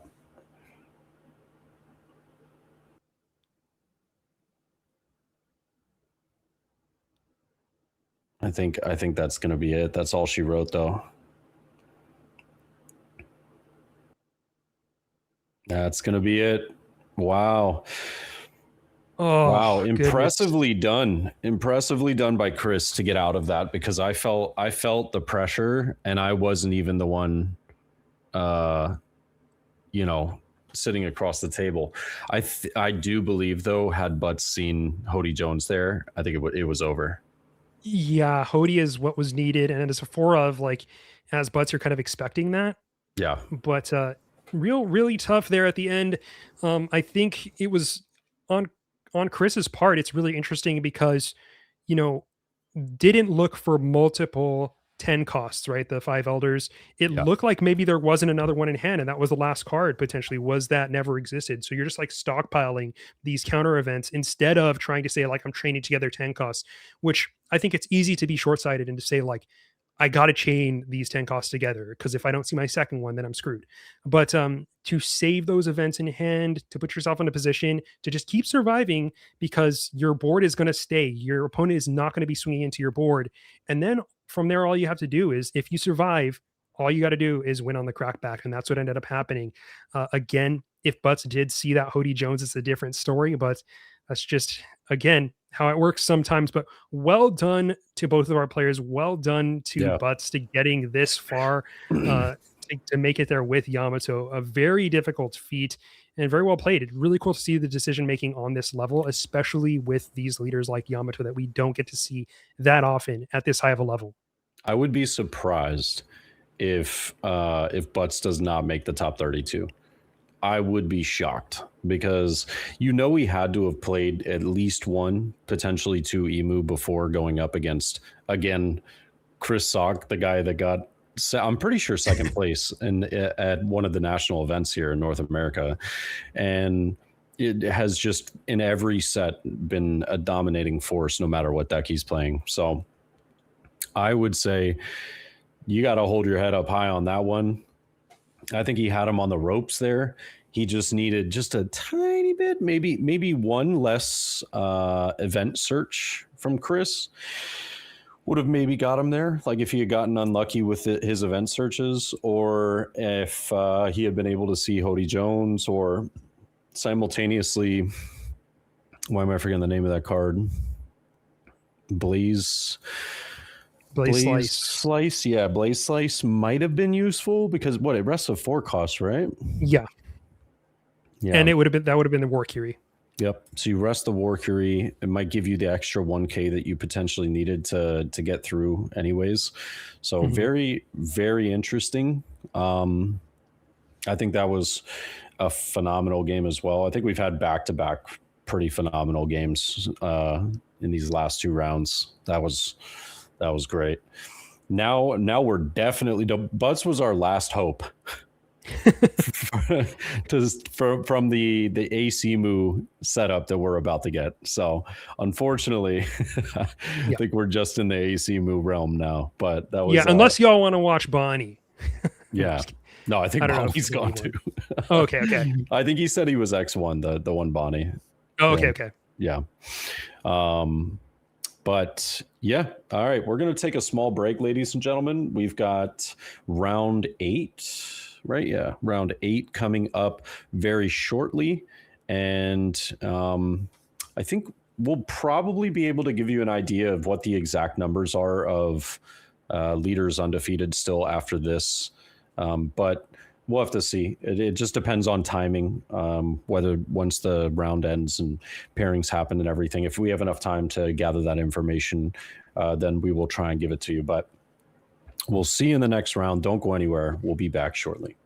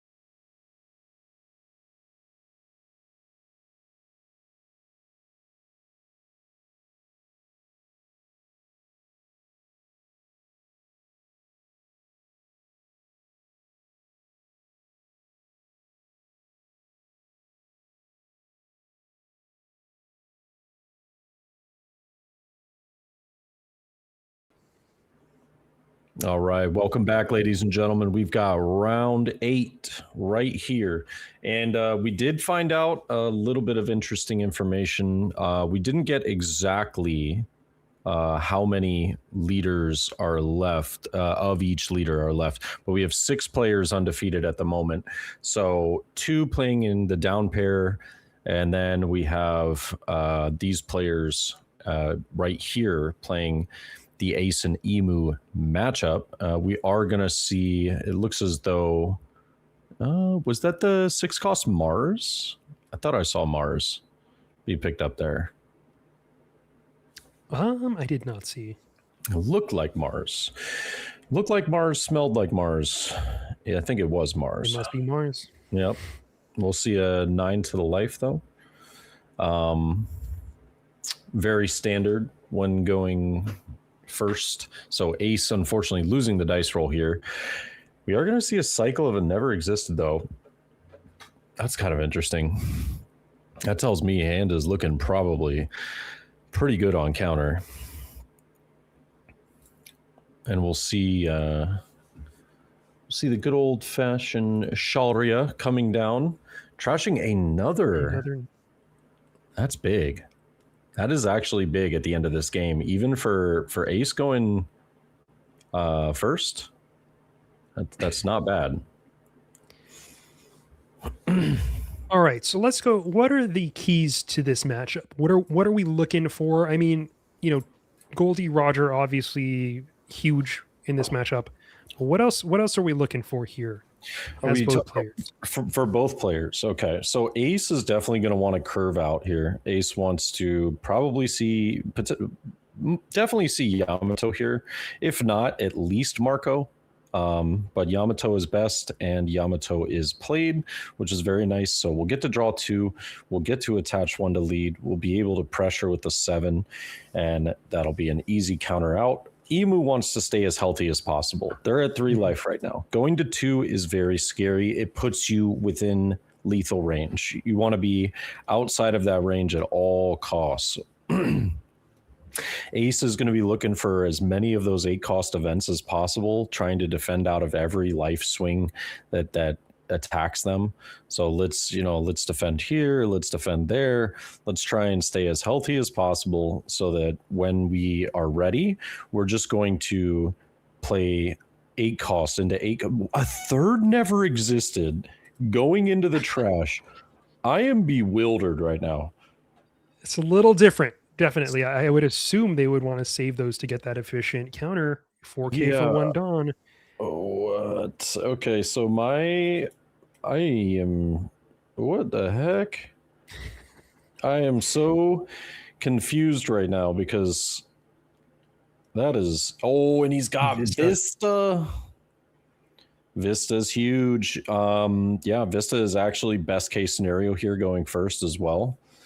By the way, Vista card effect, 6 cost 8K, double attack, no counter. Once per turn, if this character would be KO'd or would be removed by an opponent's effect, you may trash 1 card of a Whitebeard Pirates type from your hand. So difficult to remove with double attack and a 6 cost 8K beater on the board. Really, really good for Ace, especially being at 3 life still and knowing the opponent has 3 never existeds in trash.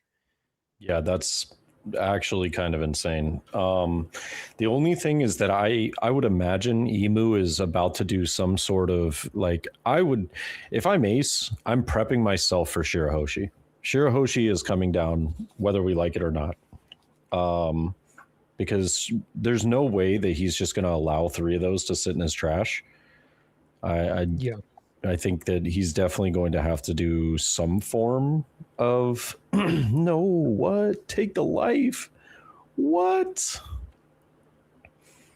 are we doing? That's very scary. Hasn't used leader effect at this point yet, correct? Not to my knowledge, no. Yeah, because there's not another card in trash Actually, after Saturn. Yamato. Oh no, I'm talking about the Ace. Sorry. Oh, Ace. Yeah. No, Ace hasn't. So they're using a Garp as a 2K instead. Picking up the 10 cost. Makes sense. Yeah, Garp as a 2K is reliable. The tough part is though, is it weird as it sounds, you actually want to be getting rid of like not Garp. You would prefer to get rid of Ezo here because Garp is actually useful when you start chaining your 8 cost events with your 10k or 10 cost Right. new gates as well as your 9. Also, I think, yeah, I think that was just a 6K swing at leader, so it could have been a 1K either way. For sure. I just mean like having one Garp on the board is really, really helpful for you. So in this turn specifically, I would have liked to play Garp here because I play Garp. I still have 8 Dawn left. I either find the 8 cost that I'm missing or I find the 10 or 9 cost that I'm missing. And then I can use that 8 cost event to cheat one of them out, preferably the 10 cost blocker. And that way I can bring Vista up to a 10K, leader up to a 10K because we would take life in that scenario. And Garp would be there for the following turn where we do the exact same play. And then Garp would be able to swing. Got it. Yeah, see, it's not where you want to be, but he did use his final never existed. So no need to worry about events anymore, I guess. And interestingly enough, for this Emu's deck list, he is running none of the Equilibrium counter card. So the 1 cost plus 3K Equilibrium is not being ran. Instead, we are running 3 of the Navy type. After all these years, I'm losing my edge, which is fantastic in the mirror, but falls a tiny bit short comparatively to Ace. I mean, it's obviously similar in nature where you're just like, oh, okay, I just grab a 2K and I still counter 3, but Equilibrium is just, it's surprising not to see it in the list at all.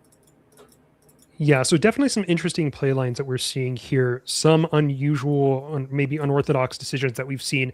Would be really interested to hear. I think we know that these, to get this far, like there's a lot of good players at this point. I'm always interested to hear the logic on turns like this, like that we've seen out of both of these players. Like what's the line that is in their head? Because there's often some really interesting things that, maybe we haven't thought of before, but now we are seeing the 8K versus I believe that should be an 8K. The trash should be stacked enough. It should now be a 6K. Right, the 8K at 6K. So yeah, so he trashes the Vista to protect the Vista, because it was a 8 into a 6, and he just says, "Okay, you know what? I want this card on the board, so I can just trash one Whitebeard to let it." Basically, he let it die in this scenario, and then on the KO effect, its other thing takes into effect. Got it. Yeah, so this is tricky though. I personally, I don't know. I think that he's already kind of behind. I would let this Vista go. Like, not having used the 8K or they cost a spell the previous turn to play out a 10 cost does put you slightly behind here. It's not like overly behind, but you are just a tiny bit. Still very winnable, but I think at this point it's just you're committing way too much to try and save this. So I think I would just let the Vista go, get the card draw. Yep. Don't forget to use your card draw. No Dawn on the leader though, right? Oh, that's right. Because he just hard played C. That's why I like the 8 drop event. Maybe that means it's not in hand. Yeah. I mean, it could be. It's funny that I feel like we can see their hand, but I can't also because it was it's just slightly. Oh, another just raw Newgate. This tells me it looks like the ace might just not have it, right? Yeah. Well, I think it on this turn. I don't know. Yeah, it's tough to say. Hard to say. Yeah, he probably doesn't. It's shocking that if you haven't seen one of those or even a 10 cost, the fact that we ditched that Garp earlier is even more offensive now. Like it just feels really bad to Right. not have one of those cards. But yeah, now we're gonna see the bullying of the card on board, and he is not at liberty to let this go like at all. But he's just going to keep playing 10 costs. He's going to lower it down even more. So that's why like not having the 10 cost here is just so brutal. Yeah, because he's just going to replay. He's just like, hey, yeah, just give me cards. I don't care. I think this Emu is assuredly at this point pretty much locked up this game. It's not guaranteed, but it's pretty much locked up at this point because you're going to see the 10 costs come down. You're going to see all of the other characters being played out. We're going to reduce it down even further. So now it'll be a 6K with leader in range of being able to swing into that. Knows Juro can bully it. Picking up another 2K Jupiter here. Yeah, and the decision again earlier to let it go, the all of those one cost events, just showing that those weren't really needed. I suppose. I suppose. All right, this time you do get to draw a card though. It also looks like we have a. Is that a Dawn in the trash? I don't think he drew a card. Yeah, okay, there we go. He does get to draw a card here. And Dawn in the trash, was there? I'm not sure. It just looks like the card on top of the trash pile is a Dawn. Oh, for Emu? Yes. Yeah, that does look like a Dawn. I'm pretty sure that's actually the gold Blackbeard Dawn that has the Quake fruit as well as the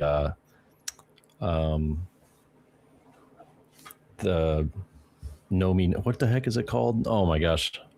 Oh no. All right, Ace is cooked. Okay. Yeah, they just did not see that. Yeah. What they needed here, Yep. and that Garp Searcher let go of earlier in the game, probably thinking to themselves, "What happened to my search?" Yeah. Oh, that's tragic. That is what we call tragic, and just not good for him.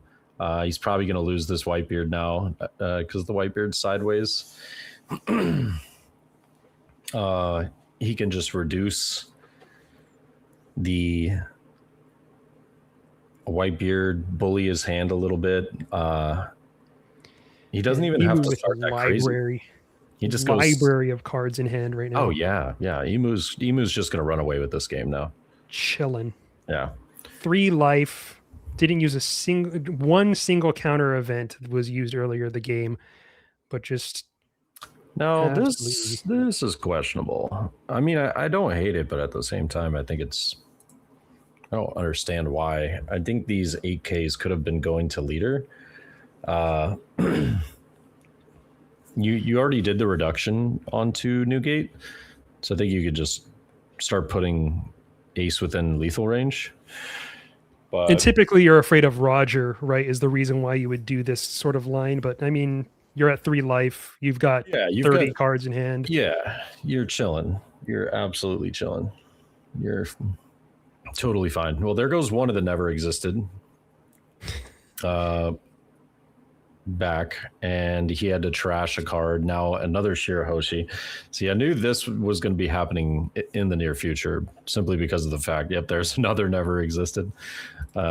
Just because I feel like in the late stages of the game, he is going to be regretting not having those cards. But huge heads up play for Emu. I think this game was definitely aces to win, but he really needed some particular cards and was not able to see them. The 8 cost event, as well as, the first Newgate was fine.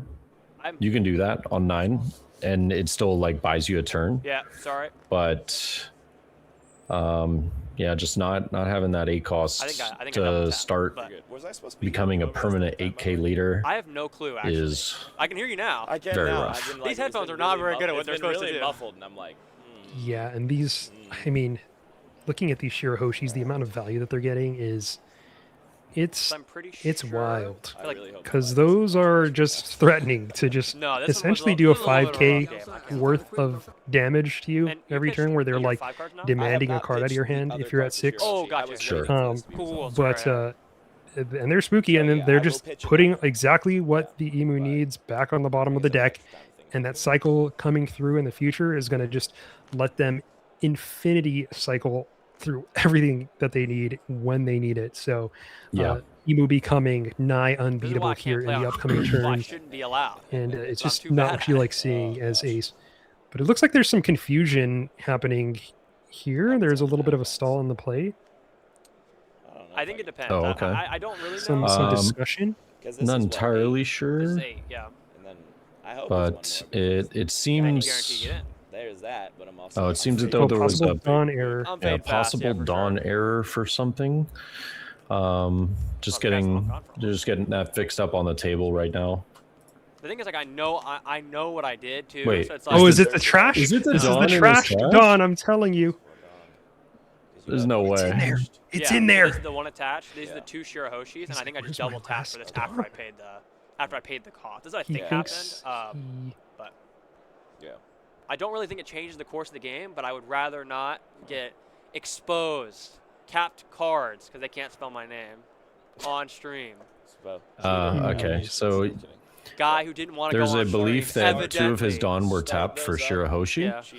So they're allegation, just trying to work it bro. out really quickly. It's a little out of view for us, so I think the players they're just working Oh. through it.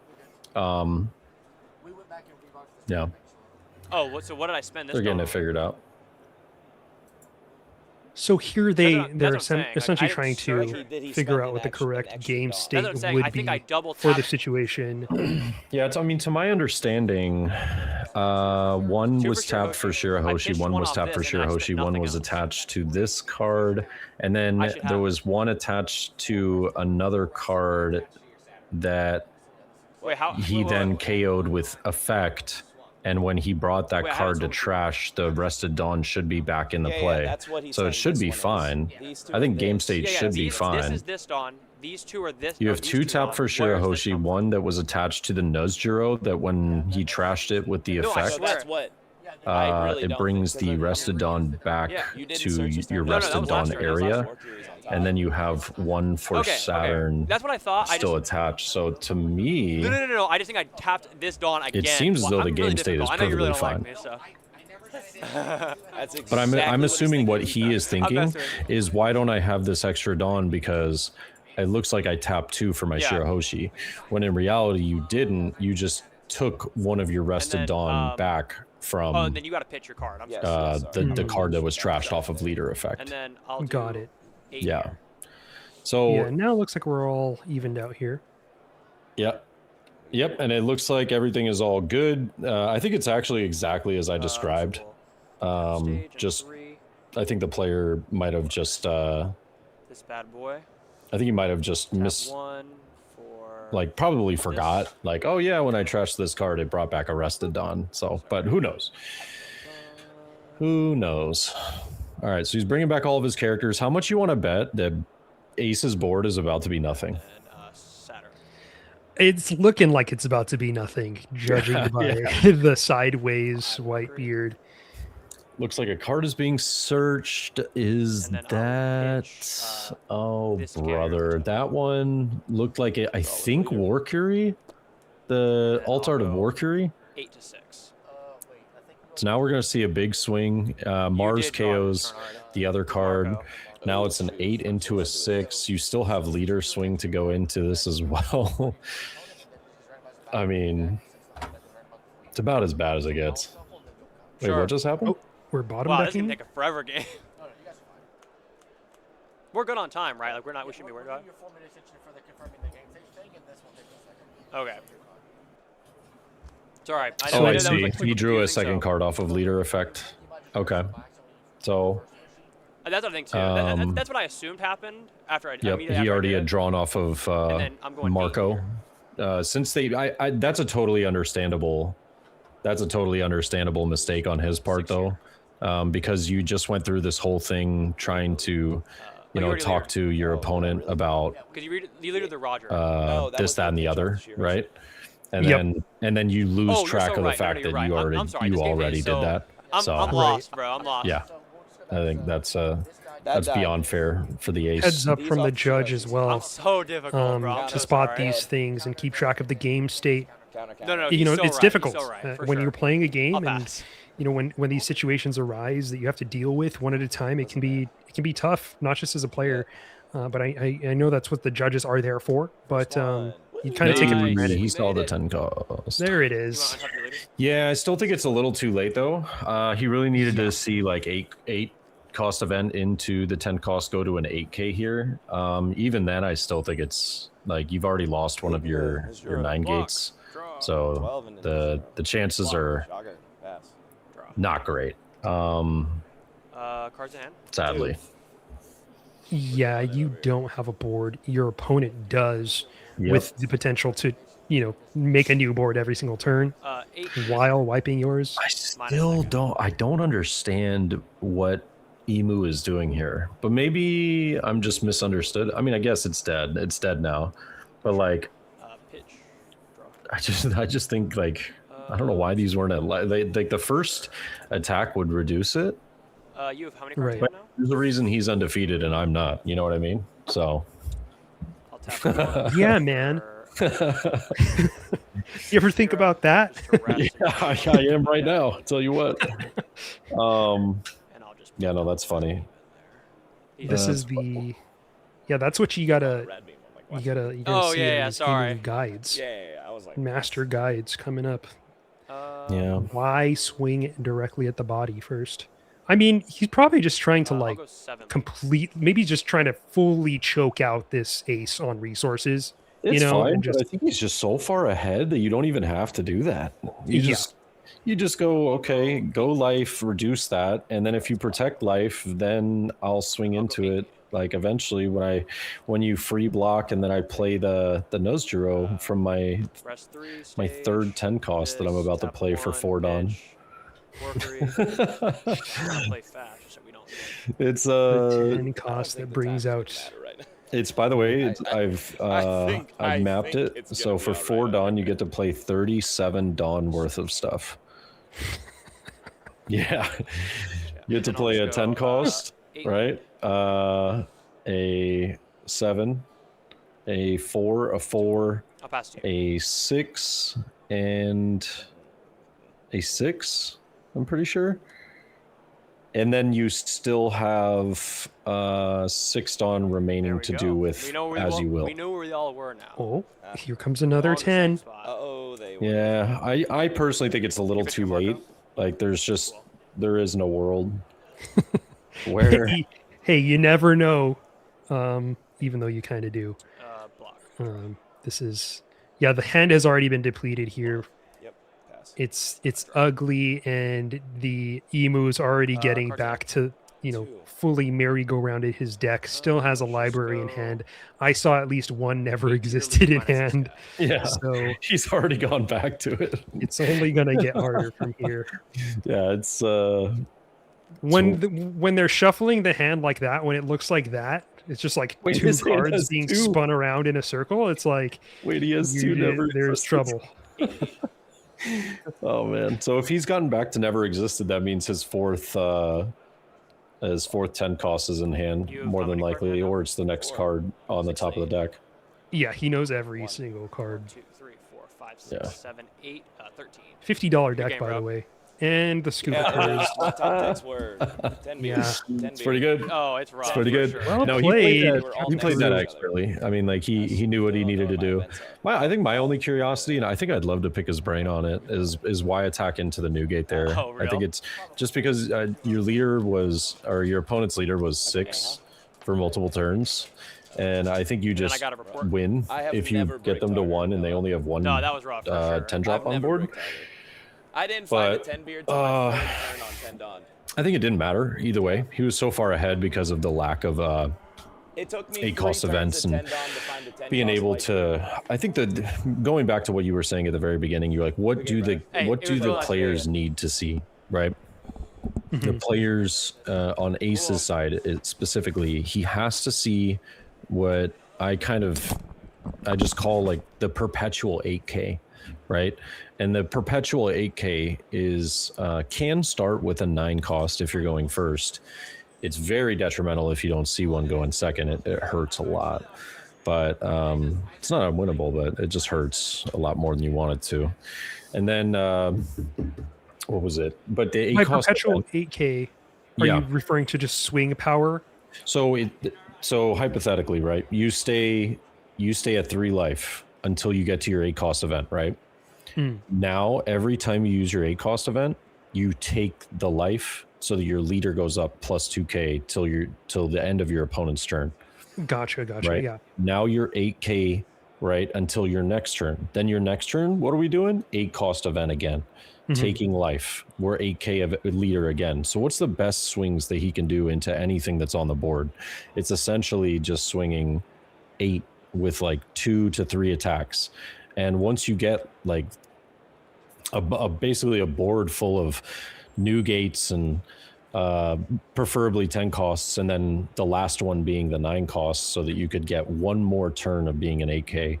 Then you play down Roger, and you're swinging at optimally your opponent being at 2 life or less, and you have 6K lead, 10K, 12K, 12K, 12K, 13K, or something like that. Or you have 6, 12, 12, 12, 13, or something like that. And it's very difficult to get out of. So like when the emu player was cycling those never existeds like they were candy, I think that had Ace been able to see those, I actually think that Ace genuinely was going to run away with the game. But because it would have been late enough that to where when Emu saw never existed again, it probably would have been too late. And then that's when he's dropping Roger, and he's just like, all right, bam, we're going for it. So pretty interesting. I thought that was a solid match, but I think it was very unfortunate on the Aces end not to be able to see the 8 cost pretty much at all. I don't think he saw it ever, if I'm not mistaken. I don't know if we've seen one get played today, the 8 cost I Am Whitebeard event. Now that I think about it, yeah, I don't think we have. Because earlier it got puddinged out of hand by Doflamingo. Yeah, no, there was one game where the guy used 3 of them as his leader effect. Yeah. I don't think he actually, like, did he play it? I don't think he played. I think it was just 3 of them. The only time Maybe he played it. Apparently, he played it when he was at 0 life to play the 10 drop. Trying to remember what game that was. Yeah. Okay. I think that was that the Green Zoro game? Oh, round 4. Yeah. No, it wouldn't have been Green Zoro. It would have been like something different, but still, nonetheless, really interesting. Really interesting. It's just, that's the way the cookie crumbles, man, if you don't see the necessary cards for important matchups like that. But yeah, ladies and gentlemen, we're going to be going into round 9 here shortly. It'll be very interesting to know that we have 3 undefeateds guaranteed going into this, ladies and gentlemen. So this could be the final round. We don't know if this will be the final round, but it could be the final round because, yeah.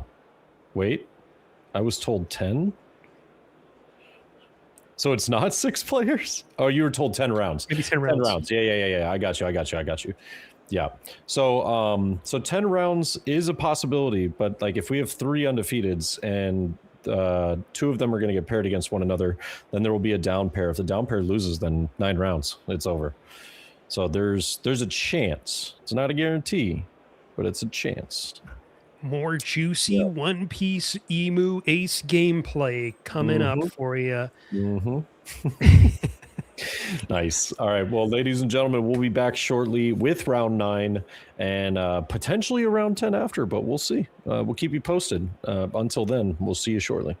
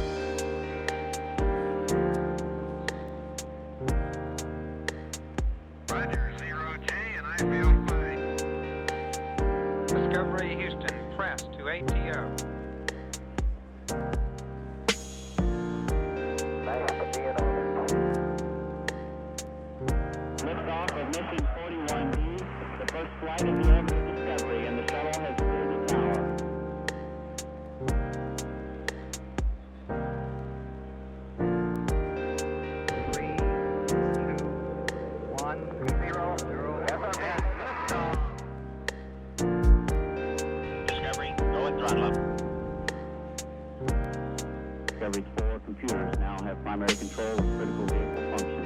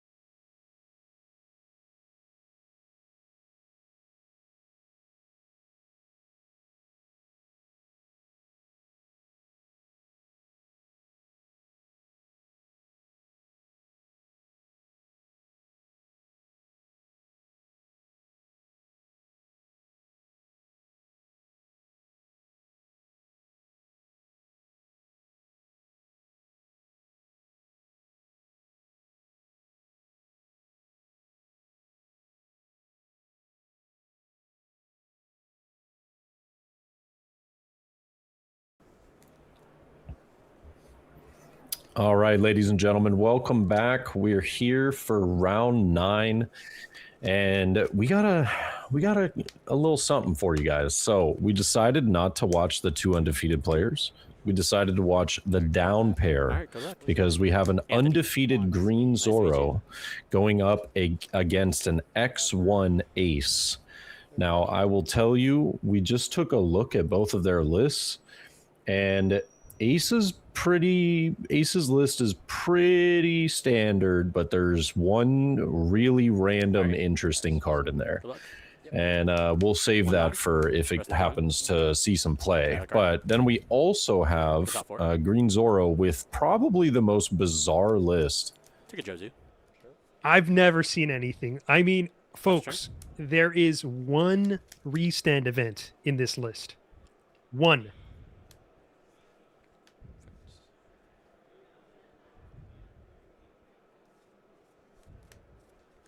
I got it. Yep.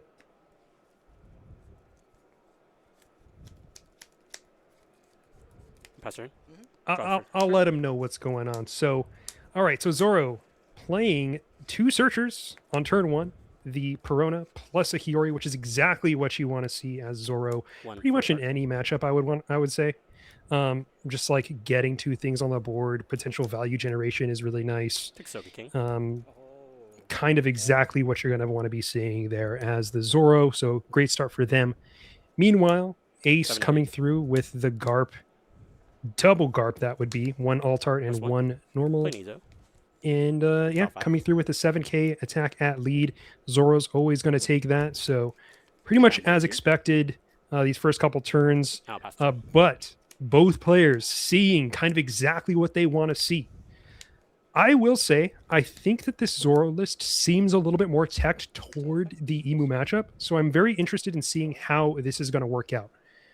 Zoro ends up playing the 4-cost Uta and searching with a Hiyori here, then pulling out the 4-cost Zoro, so not able to really swarm the board just yet, but don't forget, folks, this Uta, 4-cost on play, set up to 2 of your Dawn cards is active, so allows them to then search and then swing for 6. So they are able to pressure the ace with that.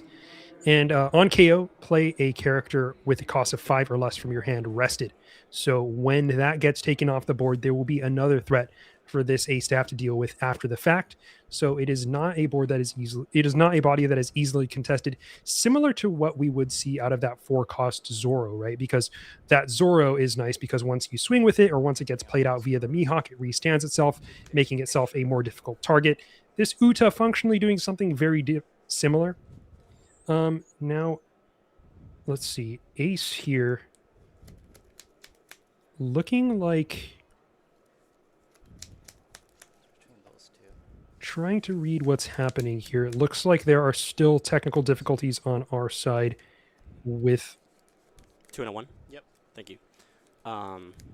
2 to Hiyori. All right. Rest 4. Play out of Marco. And yeah, pass turn. I gotcha. So Garp swinging at that Hiyori to take it out. Obviously, don't forget to swing with your searchers, folks. And a Tashigi coming through here. The leader going to become... Okay, we got the Perona dealing with that searcher Garp. And now Zoro being an 8k, swinging at the Marco, taking it out successfully. Now Ace's board functionally empty. And the Uta coming through with a 6k swing at lead. And then we will assume that the Zoro will restand for that second hit. Now, this matchup tends to be Zoro favored. There's a lot of ace players who do not like playing against Zoro. They feel that is not a great matchup for them. And a big part of that is because Zoro, with his leader effect, is able to swing twice, basically for free if he encounters a blocker, which is something that not a lot of decks have access to. And Ace depends on that ability to play out blockers to protect those precious life. Now, with a Tashigi on board and an Uta on board, Zoro has successfully managed to build a great presence on this board that is going to be difficult to deal with because, again, that Uta is going to replace itself once it gets removed.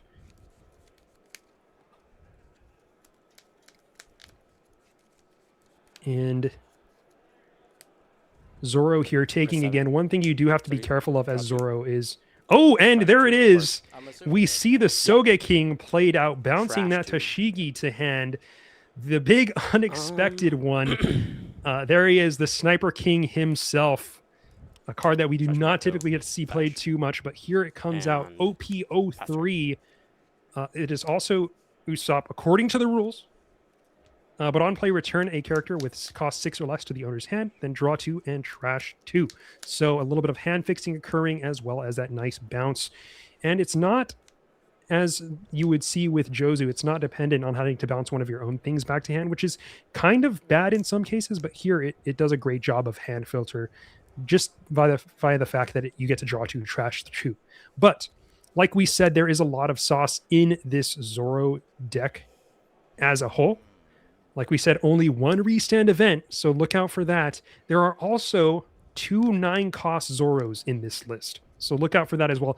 It's probably not going to be as effective in this matchup because of those Gum Gum Red rocks that can take out those 9-cost Zoros. Obviously, 9-cost, trading that in for 6-cost is not going to be great tempo. So we may not see it in this matchup, but just worth knowing it's there. But we also do have... Let's see, we have 1 Dead Man's Game and 2 Tashigi. So this is very heavily tech versus Emu, I would say. Now, Sorry, that search Uta the still a menace on this board. And that Zoro is going to get played out. Card. And a Tashigi gets replayed. The Zoro's going to be swinging at that. And the nice thing about Sogeking not able to be rested by the Tashigi, another thing that we need to keep in mind here. So that Tashigi not getting the value of being able to rest that Sogeking and swing at it, which is, again, one of Zoro's big boons, is that he can rest and remove these bodies. But if that had been a Jozu, that would have been restable. We could have gotten that extra value out of it as Zoro, but instead, Sogeking we can't, and instead we're forced to swing at a Searcher. So swinging at a Searcher and then swinging at lead, not getting the value that we really want to see out of it there. Ace, notably, still at 3 life. That's not what you really want to see here as the Zoro. But he is going to be playing for 8 Dawn, the I Am Whitebeard card, which allows him to play a 10-cost Whitebeard. And he does take the life from it to go up to a 8k leader, it looks like. Meanwhile, trashing a 10 cost from hand, able to put 2 rested Dawn on both the Sogeking and on leader. So we have a 9k Sogeking and an 8k attack coming from lead. The 8k goes through. The 9k 9 at lead. he may have attached an extra Dawn, might have been a 10k. Also goes through, and now the Zoro at 1 life. It is looking rough, but he's at 10 Dawn here. Let's see what happens. We are not really relying on that restand event, folks, because remember, there's only one of those in this deck. So, that being said, if there are 3 attached to leader, Zoro's still able to swing twice, so don't forget about that. But let's see how Zoro opts to try and stay alive here. Keeping in mind that while Zoro does have a massive hand, pudding is always just a couple, a moment's away. Can be played at a moment's notice. And now Cavendish coming out here, 5 cost, refunding 2 for effectively a 3 cost. Calling over the Perona. And so we are seeing Jewelry Bonnie, this blocker coming out. It is a blocker on play. If you have 8 or more cards rested, draw 2 and trash 1, then set up so one of your Dawn cards as active. So playing a bit more of a defensive build here. Draw for turn. And we have a board, but how long are we able to stay alive as the Zoro? It's difficult to know. But that being said, the board here is considerable. Having 5 full bodies, 5 real legit bodies on the board here. And just because they couldn't swing that turn, it was tough. But just because they couldn't swing that turn doesn't mean they're not able to, on this next turn, get a bit of harassment in on this Ace. But that being said, Ace is swinging for 8 here with 8 Dawn open, which kind of telegraphs that they may have yet another of those I am Whitebeards in hand, which would then allow them to go down to 1 life, but go up to an 8k leader, which would be debilitating for this Zoro, who would then have to pump up his board just to poke at this leader. So that is making this difficult. Opting to attack with this blocker Newgate. So feeling very confident about their odds here. Sure. And here we actually get 2 Marcos instead of that 8 cost event. So 2 Marcos are played for a huge wall of defense on behalf of this ace now. And if Zoro is going to want to get through this wall, they are going to have to do some swinging. And also giving this ace up to 5 cards. That's without giving them a life. Ease effect.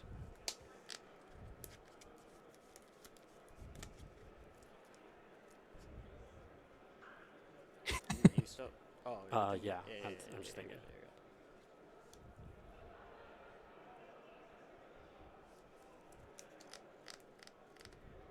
One more card. Yep. You're good. Like that. Yeah. There you go. And I'll block Yeah, that's fine. and draw 3.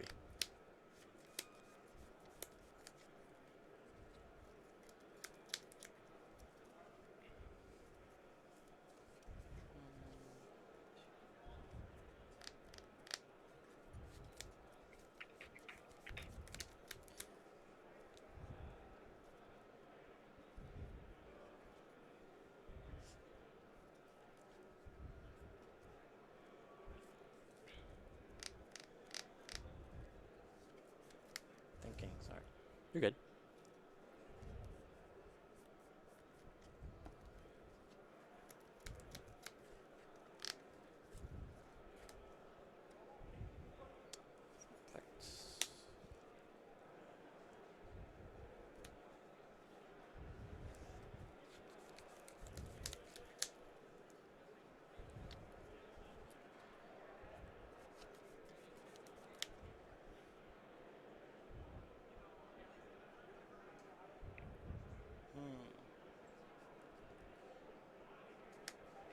Yes. So now the Tashigi swinging for 8, and Zoro still with the option to do 2 8k swings, one at the Marco and one at leader. Speaking of which, folks, we may have to restart the call really quickly just to get the Luffy TV here back in. But yeah, I think we're going to do that really quickly. So we'll give you the player audio, and then we will be back in just a moment. Let's go 8 lead. Take that as well. Okay, so I'll hang up. 7.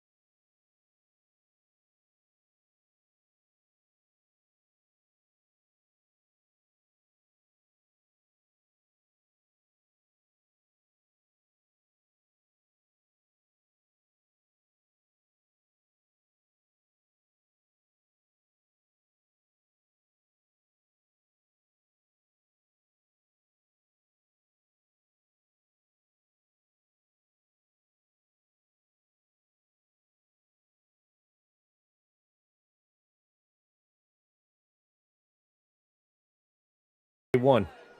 All All right. right. So we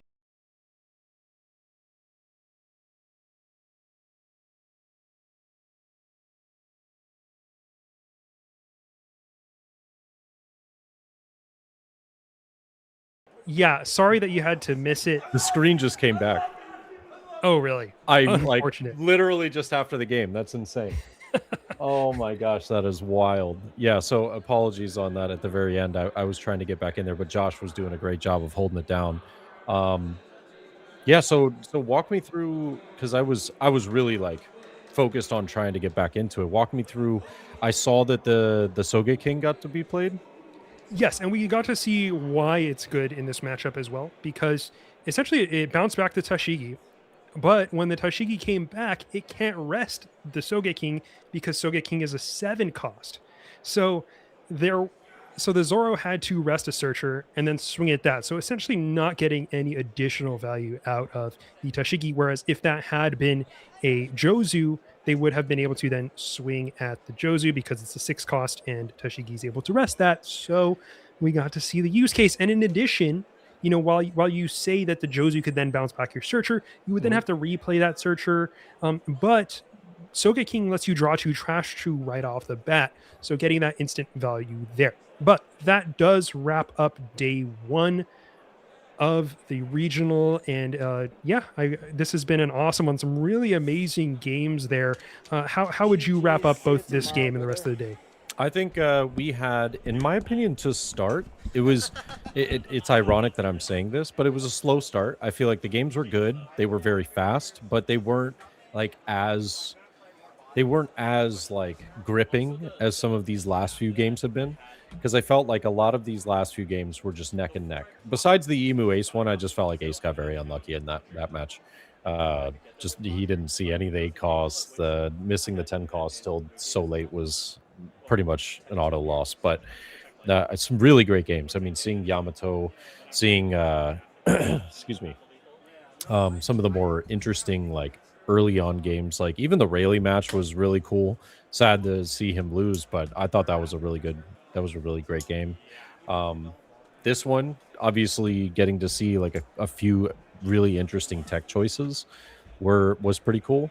I think Kwan's a heck of a guy for letting his opponent win that game so that we could, go to day 2 tomorrow.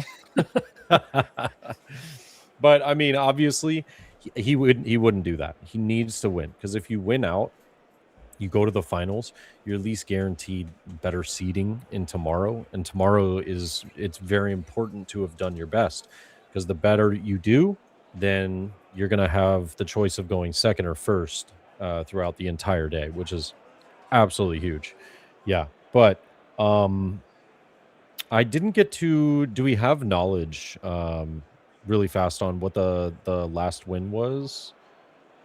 Yeah, I think you're gonna find that out. Okay, perfect. Yeah, that would be great. What the last who the undefeated player either was or what they were playing. Um, but I would say all in all, great day. One, thank you for being a part of it, Josh. Huge thank you for swooping in and saving the day. Happy But to be here. yeah, man. How about you? How was today for you? How did everything go? Favorite game, maybe? It's got to be the RG Luffy. I think everything was a just good worked game. out. It felt like, Yeah. it felt like a stream where you're just running some spice and it all works out. And those are some of my favorite moments in the game. We got to see a lot of the mind gaming happen there, a lot of the kind of unexpected swings that people just, you kind of take the odds to be one thing and you kind of come to a conclusion about what's going to happen in the rest of a game of One Piece. But I think the beauty of the game is that kind of anything can happen. It's still a card game, folks, and sometimes the opposing player does not have that 1K in hand. Don't be afraid to take those swings, especially if you know you're not going to survive the opposing turn, especially if you are in a high pressure situation where they're trying to make you believe that they have it.